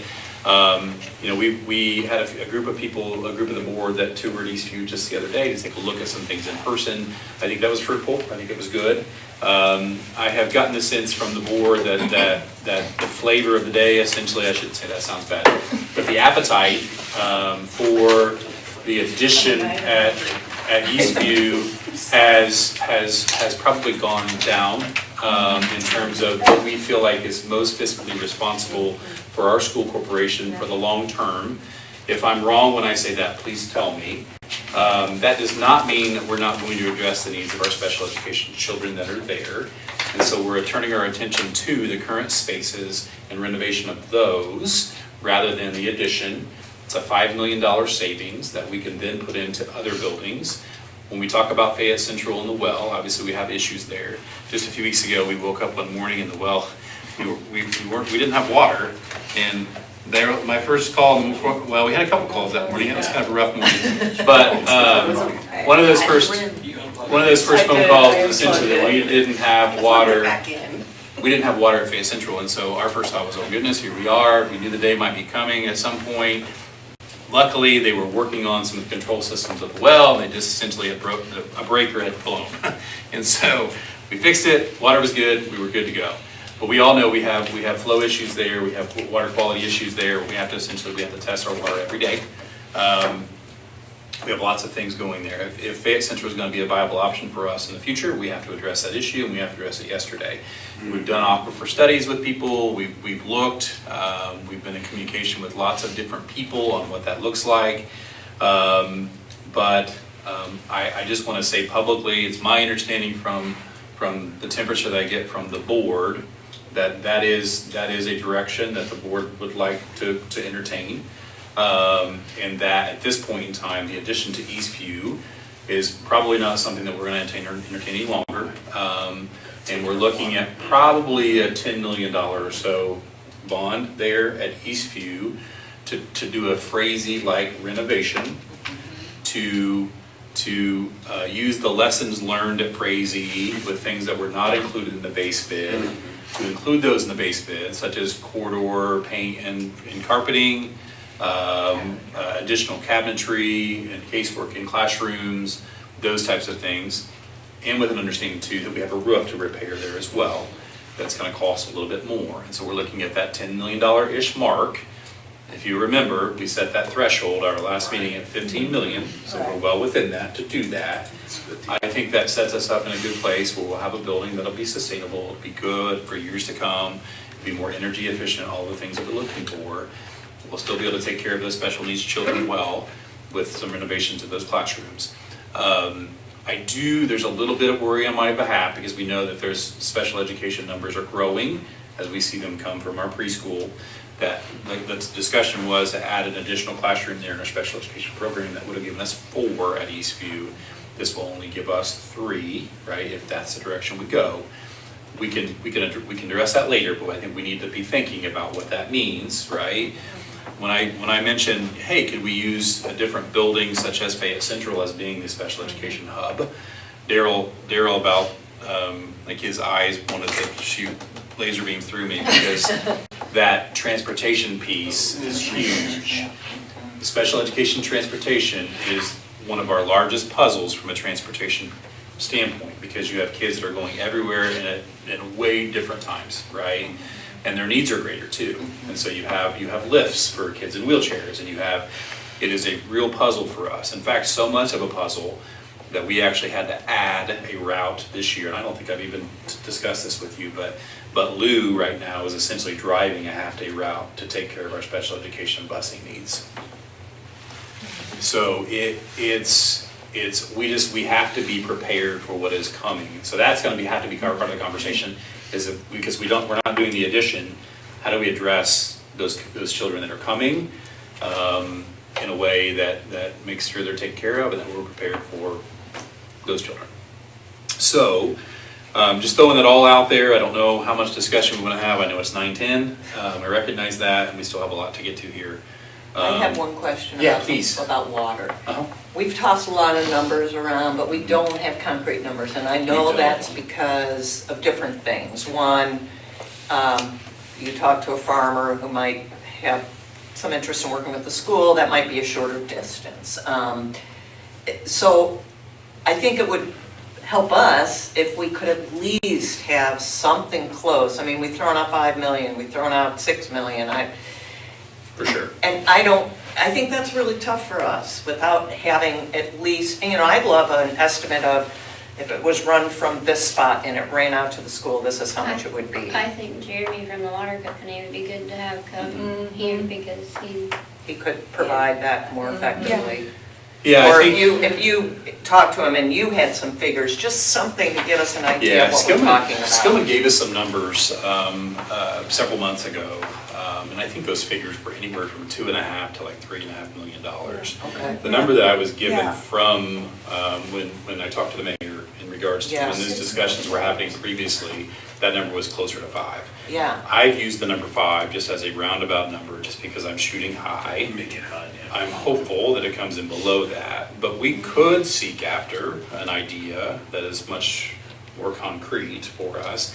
Until you get a formal bid, though, they're just estimates, right? So that's where it gets to be really difficult. But there's a big difference between 5 million and Oh, 2.5 million. for sure, yes, I understand that. So that would, I think that would help if we, and I know that's hard to come up with. I think we should have Jeremy come because then he can do his version of what all goes into it as well. For sure, yeah. And we're also looking into grant opportunities as far as, Offsetting. Erica's been a real bulldog on looking into grant opportunities to maybe get some funds to help Yeah, for sure. push this forward. Yeah, for sure. And I'm just being very transparent, the challenge for us right now is we have a lot of balls in the air. And so, now that we have marching orders in terms of what Eastview's gonna look like, the next step would probably be some type of, Fayette Central, looking at the water issue, those types of things. We've got bleachers to finish, Frazee to finish, a pool to finish, Eastview to start, and then, so I'm just being transparent when I say that, it's just, we've got a lot of balls in the air that we have to figure out. But with that said, I firmly understand the need to have a more concrete number, an idea of what that's gonna look like for us so that we can adequately plan. I think now that we're in this place where we know the Eastview addition is not gonna happen, that we're gonna turn our attention there a little bit, makes me feel better about chasing that more aggressively, if that makes sense. And so we will start doing that. And also, I think part of this discussion, which isn't being said out loud, is that if there's going to be discussion of a school closing, which nobody likes to talk about, I would like to learn from the experience with Orange and Alcoina, because I felt at the time we weren't provided with numbers that made sense, which was challenging. So it would be helpful if that discussion is going to take place, or when that discussion takes place, what the timeline is. Sure. When is it that our population is such, and one could say right now, but I also heard you say we're not there yet, so that leads me to believe our population is large enough right now to support our schools, but with the trends, that may not be so true. Yeah. So I would kind of like also, and again, a lot of balls in the air, I don't know that this needs to be done tomorrow, but what that looks like, and then what would we do about our staff? Like all those questions, I think we need to have that before we can make those decisions. And then hearing Brock and hearing you talk about, does it help us to pay more right now and pay less, structure our payments differently? Do we have the luxury, if we get the wealth, if we can work on that, to push down the road another project, like a school, a little longer, even though our schools, all of our schools need help? Absolutely, The longer 100%. we wait, I think the more it's gonna be. That's my fear. I didn't hear you. The longer we wait, the more finances is going to go up because things are gonna break down and need fixed. And I feel like we have been with getting needs into our school, we've been very laxed on that, and I feel like we should be more of a push so that we can get these schools up and running with technology, the roofs, the water. Oh, I agree with all everything that. a child needs to sit in there, the quietness of air conditioning for the learning. I think putting the kids first is, and then that's gonna be on us to figure out from there. Sure. Right, but if we have numbers to Right, show. yeah, agree. I mean, the one thing I will say, when Orange and Alpine were shut, we retained every teacher Yes. and principal. Well, the principals switched, I mean, They switched jobs, yeah. Yeah, but that was a gift, sure. which I worry about, so. Yeah, and I think you guys know my heart well enough to know that I care about our people more than anything else. And so that would obviously be paramount to what we try to do. Is that always possible? I don't know. I've never been through a school closure. That's just me being transparent. You know, we've tiptoed around those conversations for a while without having firm like discussions about it. You know, I've said many times publicly that we can't continue to operate the same way when huge factors such as enrollment, such as operations fund shortfalls are coming, right? And so we know that. So when we look at it from that perspective, Leslie, I think it's fair to say that in that 2028 period of time when we know we're gonna have the bottom fall out in terms of operations funding, I think it makes sense that if all other factors stay the same and the trends continue, I think we'll have to have some really hard conversations before we hit 2028. And so we have some time, It's yes. just 2 years. I know. We have some time, and I want to make sure that we're careful about it because I want to make sure everyone's voice is heard, that people have the opportunity to speak, that I firmly recognize that there are emotions tied to these decisions. I think we have an obligation to use both our hearts and our heads in the decision that we make, because ultimately the fiscal the foundation of a corporation is important, right? And we have to be able to maintain a certain level of standard, to your point, Erica, that we have to have money in the bank to be able to take care of the things that we have to take care of. Yeah, and I'm not, again, I'm trying to hit it, but being careful not to tell anybody we've made any decisions because we haven't. But what I do know is that from the conversations I've had with individual board members, that the appetite essentially for keeping Fayette Central open, going after water there, that appetite is certainly there. And so we'll shift our attention after we get this Eastview the Eastview renovation done without the addition. Then we'll shift, and I think there's some overlap, of course, because we've got to address the water issue there. We have to make sure we address that, and so we will. That's coming. So, okay. Thank you. Yeah, my pleasure. Okay. Public comments, and we have Ryan Lynch, who's here. I've heard of ice in the kicker, but getting tired back here. If Brock comes back, I'm getting a cup of coffee. Don't blame you. I'm here kind of as a dual, agent, as a football coach, and then just as a citizen. And I feel like there's a lot of negativity right now, and I want to turn it into a positive. I want to move forward, so I want to be the part of that. That's why I'm here. I'm going to break it up into kind of two parts. Like, one is what the people, my coaches and players and parents, they want to know how we play. Everybody wants to know what's going on with the bleachers. Are we going to play at homecoming? Okay, so I'm going to break it into that. And I want to break it, me personally, being here and going to be here, is how do we prevent this from happening again, or how do we put processes in that give us a better chance of managing these projects? And so my suggestion, and the other thing is, and this is no surprise to Mr. Duncan or Daryl that I'm here, I let them know that. I know it's kind of like, I'm a coach, I'm an employee, I'm not here, but at the same time, I'm not coming in here shooting bullets at anybody or anything like that. What's done is done. I want to move forward. That's how I work in my business. That's how I work with my football team.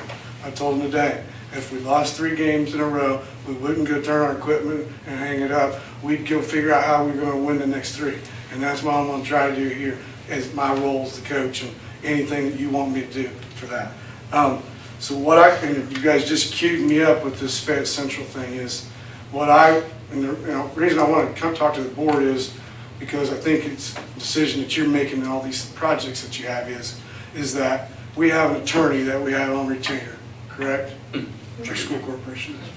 I think that our school corporation should have an architect/engineer, a local one that we have on retainer.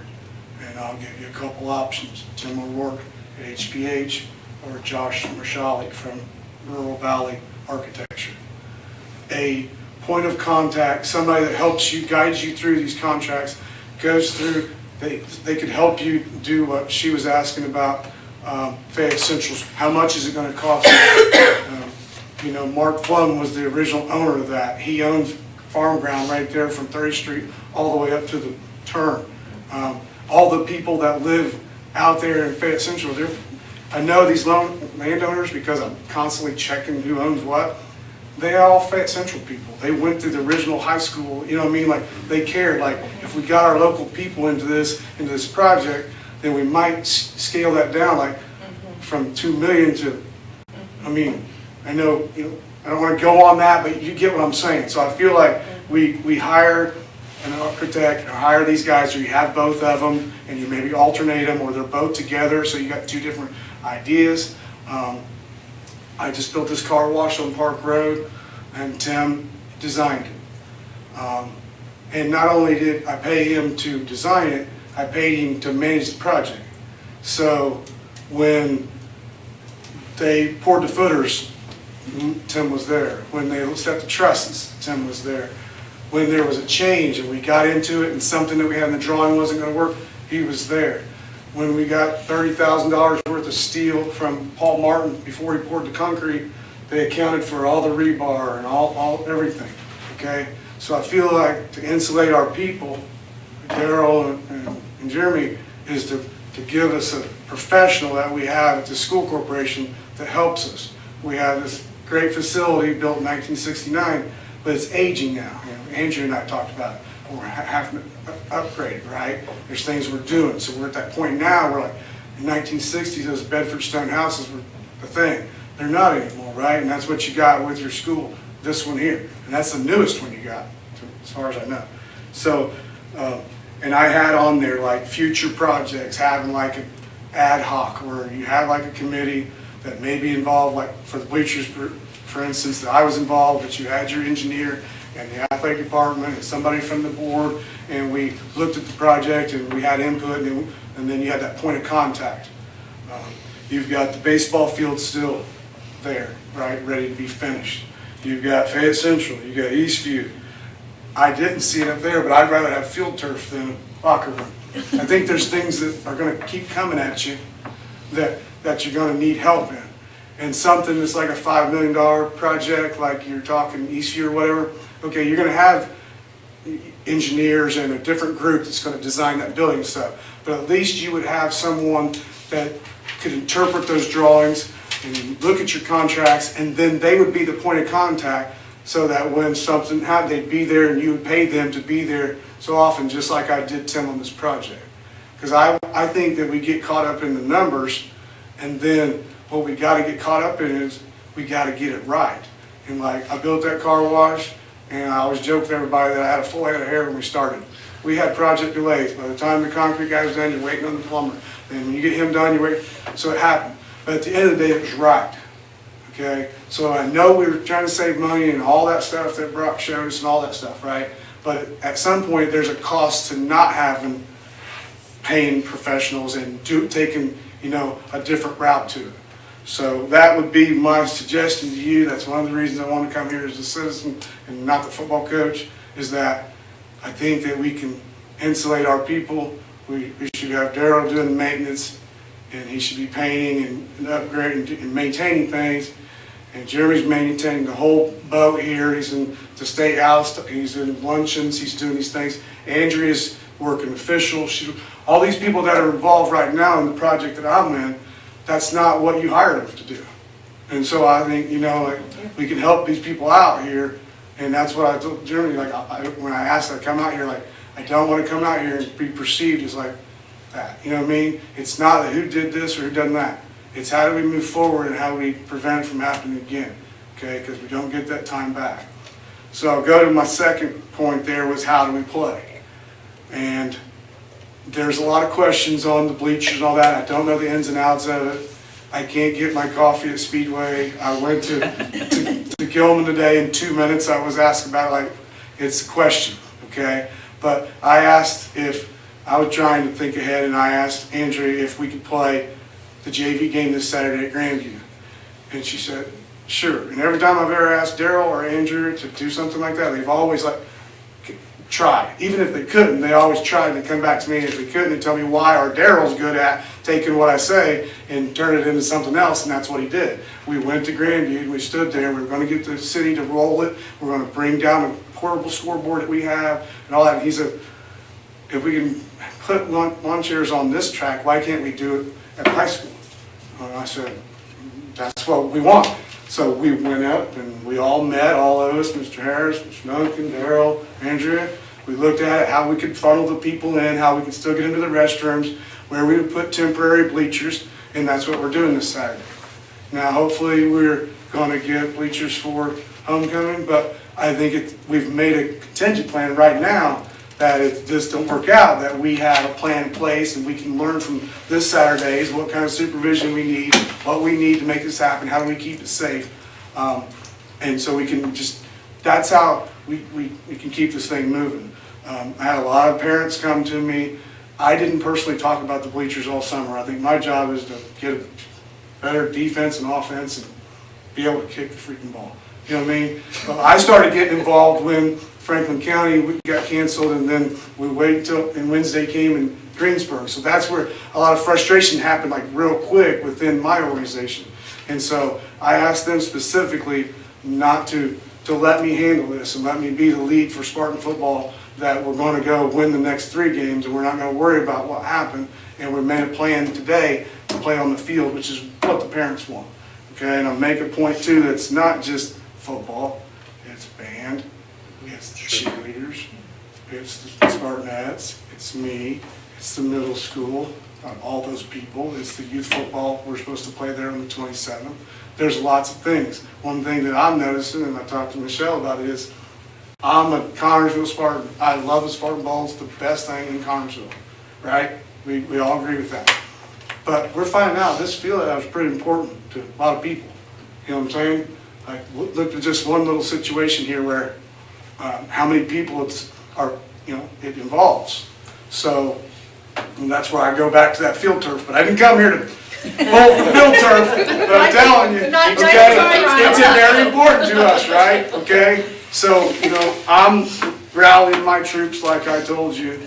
My people backed me. I put a team reach and said, I'm coming tonight. We're going to turn this thing going. We're going to get it right. We're going to play at home. This is going to be in the past. We're going to, we'll go from there. And so they're behind me.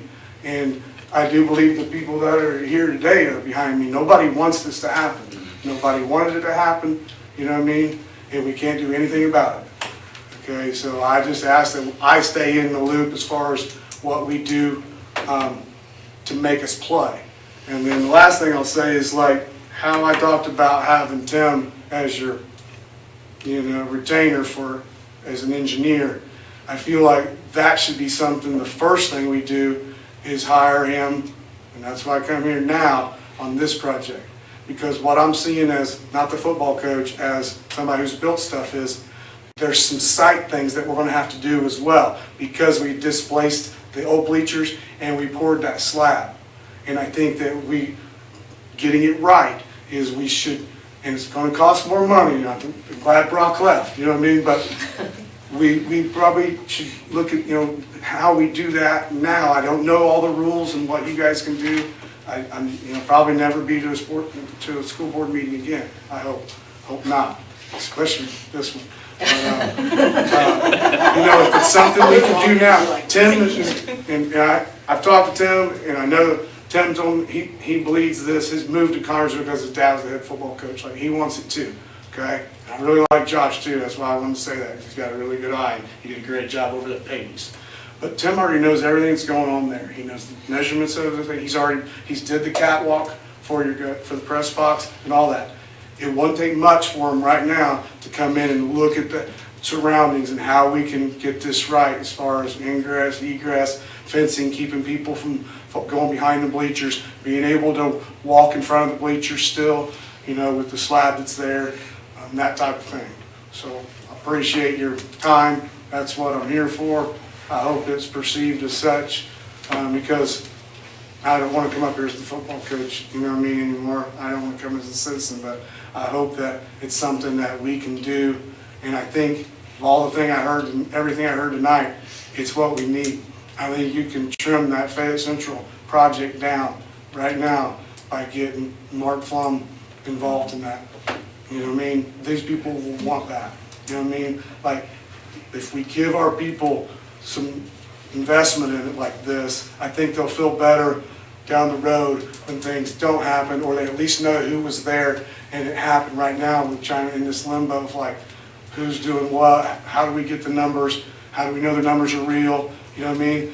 If somebody comes in from India and does a study for this water to the Fayette Central, it's not going to be correct based off you got local guys that will do the excavating, they'll sleeve that water line, they'll go through farm ground that people, you know, I believe that can happen.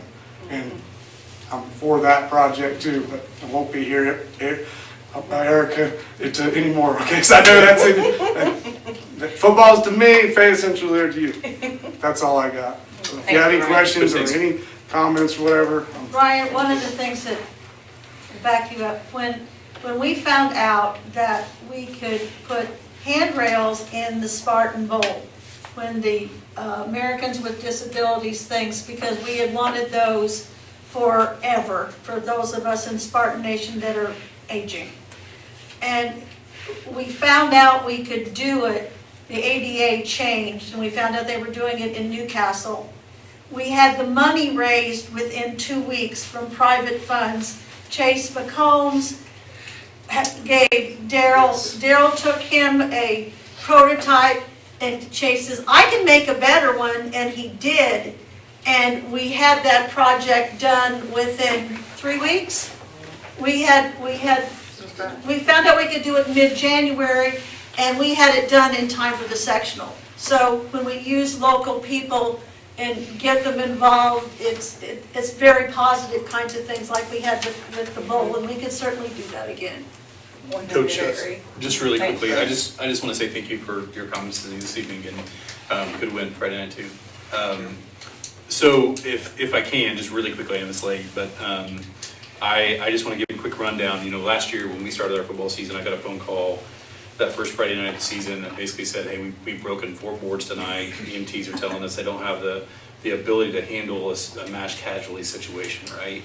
So as a superintendent, that puts me in a weird position where I've got to fix it, and I had to fix it yesterday. And if you remember, I think that very next week, we actually came in, we found this company to do this, and they came in and replaced a lot of the wood boards with aluminum that week, just to make sure we were safe and we can get through the season last year. And then, of course, fast forward, $1.6 to $1.8 million were the quotes to get that thing replaced. We found this huge bleacher company that came in and did that work for us to get us through the season. And they were able to source the material at $500,000 and install it for $149,000. At that point in time, we really didn't have the funding to do 1.6 to 1.8, right? So we're faced with a problem. We had to solve. We tried to find a solution. We vetted. We checked references. I called 5 different places, including Liberty University, and so we did our homework on that. Unfortunately, though, sometimes people let you down, and that's the reality where we are. And so we found out, obviously, throughout the process that permits weren't secured as they should be. That's when I had to get involved, and I'll be honest, as superintendent, to your point, like, this is not my forte. So going back and forth with an engineer, we'd already paid that engineer. I love Tim. Tim's a good friend. We'd already paid that engineer for that work. We had to go back to that engineer. The engineer is the engineer that works with that contractor on a regular basis. That relationship's already there. They know the language. So we went back and forth with that engineer several times to get design released to the state of Indiana to make sure we had permits secured. That really was the holdup, and I take full responsibility for that, 100%. And I know you said you didn't come here to shoot bullets, but know me well enough to know that I have broad shoulders and I can take them. And I'm willing to say that this is on me, right? It's on me. It's not on our board. It's not on anyone else. So I take full responsibility for it. As a parent of a recent high school athlete, like I understand. Like I understand the importance of playing at home. I understand the importance of every game matters. Like I get it. You know, I lived it last year with a high school senior that every game was a step closer to the end. Like I get that. And my heart hurts for that. Like that bothers me more than anything else. But I want you to know, and I want you to hear from me, and I want the public to hear too, that we, and I say this with full confidence, that we've done absolutely everything in our power to get to the finish line in time. And we're going to continue trying. And so they're supposed to be back on site tomorrow. That's what they tell us. We'll see if that comes to fruition. To finish up and to button it up, I mean, we have obviously some fencing to do around the outside edge. Got your finish work to do, like you talked about. We've got methods of egress on both sides we have to take care of. We have what's called I know it's a strange term, a vomitory still to cut, which essentially is the method of egress to the backside of the bleachers. There are some things that need to be done. We're going to do everything in our power to make sure they get done. And so I just want to make sure that everyone hears that why we are where we are. You know, unfortunately, sometimes things don't work out the way we want, and that doesn't make it okay. But it is where we are, and I take full responsibility for that. And I thank you as a coach for leading your kids well and make sure they understand that. So thank you. I appreciate your time this evening. So do I understand we have a plan A and a plan B? You know me and being proactive, Yeah, so- plan A's and plan B's and even a plan C if something like that, Grandview, I mean. We're test driving Plan A today or this weekend because we're going to have that JV game played at home, right? So we've got some things that are set in place. We're going to get Daryl's been working with his team on making sure that we have everything safe as far as making sure that people stay out of areas they shouldn't be in. I think we're going to be perfectly fine on Saturday. I don't want to say that I know with full confidence that the job's going to get done by homecoming, because I don't.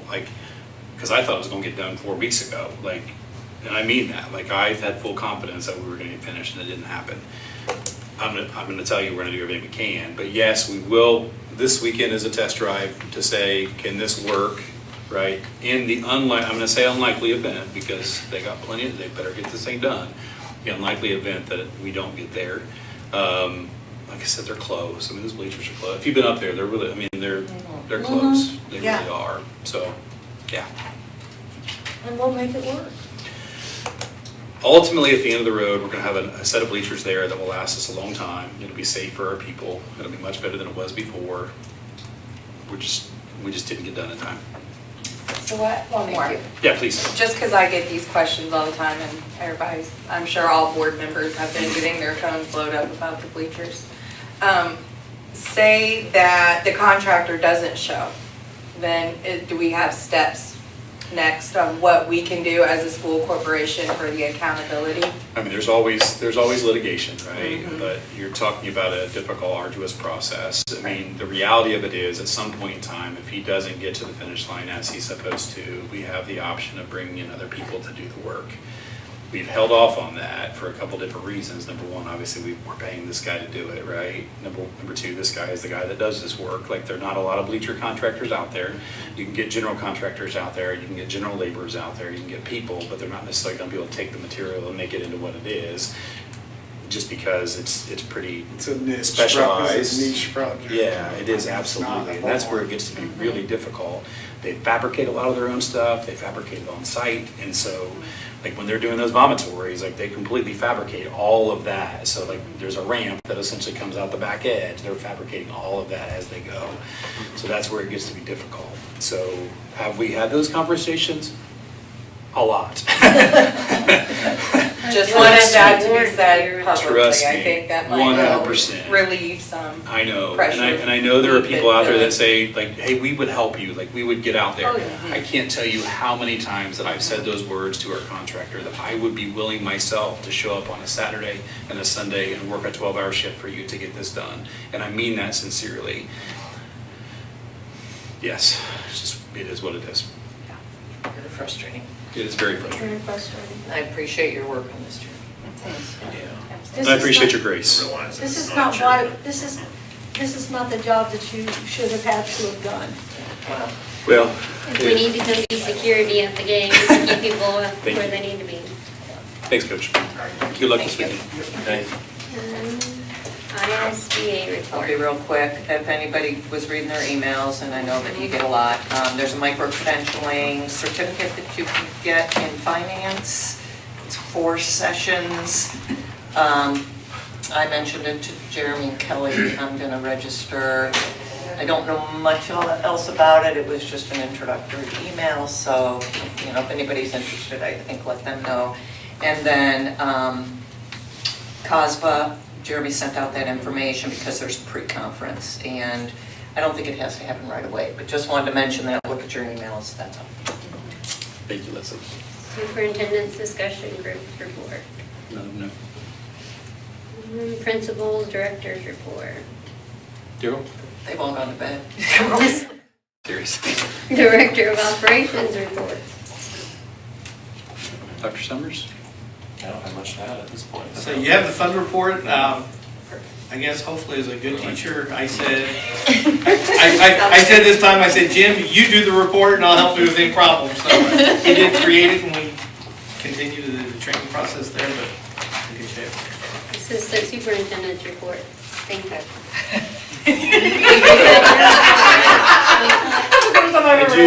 I do just really quickly, just so you know, the board's aware that we did move to phase 4 of our Crazy project.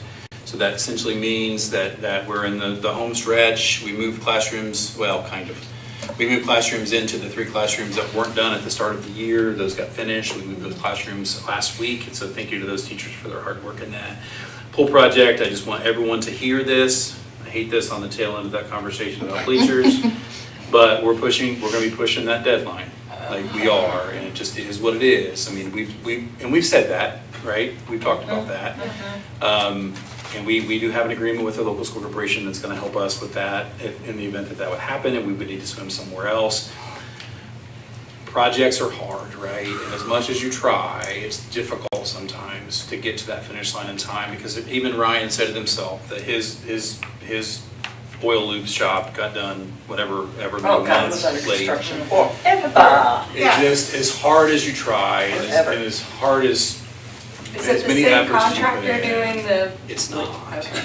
So. No. I mean, I was like hungry that I wanted to throw up. No. So, no. So this is a Skillman Gibraltar project, right? So Gibraltar being the architect engineers, Skillman being the construction managers, they're the ones doing that. We're using the same subcontractors that we're using for the project at Frazee.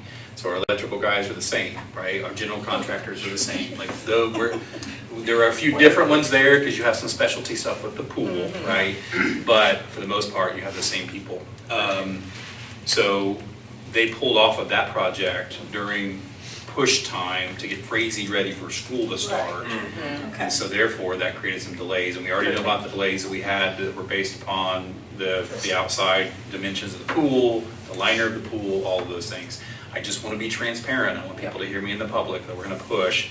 And my response, these guys will attest to this, my response when our last meeting with our construction manager was essentially like, you got to do everything you can to get the finish line time. You got to assure me that you're going to do that. And I trust that he will, but sometimes things are outside people's control. That's all I have, other than the fact that I know this has been very public and I don't want to speak about it because it's certainly not about me, but I do want to say that I'll be out for a bit. I don't know when that's going to be. I'm just so grateful for the community and just being so kind to me and way kinder than I deserve with my diagnosis. None of us choose cancer, and I don't want to pretend in any way that I'm special because other people I know are stricken with much worse. And I've lived a very blessed life and have a wonderful family, and that's what makes it really hard. But I'm thankful that I have great people around me to lift me up, and these wonderful humans over here that have just been so good. And I don't know what that means. Like I know that I will be undergoing most likely a radical prostatectomy soon, I most likely be 4 to 6 weeks that I'm out. A couple weeks where I won't be able to do much as far as work, and my wife will probably kill me if I try. She can make you those cookie cakes and you can lay in bed and eat them. That's the problem. I'll be 400 pounds when I come back. Have you My prostate cancer's good, but now I have other issues related to obesity. But I just want to say, I just want to say thank you to all of you for your grace and understanding as I step into what is an uncertain time in my life. So thank you. Gotta get you well. Yes, yes, at ASAP. For the good of the cause. I just want to say thank you to Randy for all these years. I don't even know how many years you've been here. A long time. 5 plus a couple 12? weeks. 5? Yeah, Just 5? Seems like 5 years you've and a been- couple weeks. Yeah. With Kim by my side, it has things like more than 12 or 15 years. I was Nice waiting for comment. that. The admin Uplifting. team has been really a great one, and used you've to been an integral part of that. And we, Brock said it, we've got an A+ rating. Yes, the board in the past did some important things, but I think you as our financial person has really contributed in a big way to that, so thank you very much. You've given us excellent guidance, Yeah. not to really screw things up, so thank you. Thank you. And I do want to, I want to just say thank you to Kelly, because this has got to be trial by fire for you with She's everything amazing. going on. Through the fire. Thank you for she is amazing. hanging in there. I do want to let the board know that Randy may be sticking around on consultation for a period of time to make sure that, especially in my period of absence, that we have strong leadership here. Not that I don't trust Kim and Jim. Jim obviously is brand new though, and so I want to make sure that we have someone that they can lean on if they need to. Since I will We've been be here before. Yes, we have. Yeah. And Yes, last year it was your turn. Yes, that's right, it's my turn to um, take over. lift you up. Thank you. I just want to say I won $10 on Powerball, so you guys respect my privacy. It's time to go to bed. It's You time. could contribute that to the well project. Yes. $10. He was waiting for that point. Yeah. Okay, all of it. No transmitting without signing the paper. Who has to sign? Who has to sign? Oh, I have to say, this is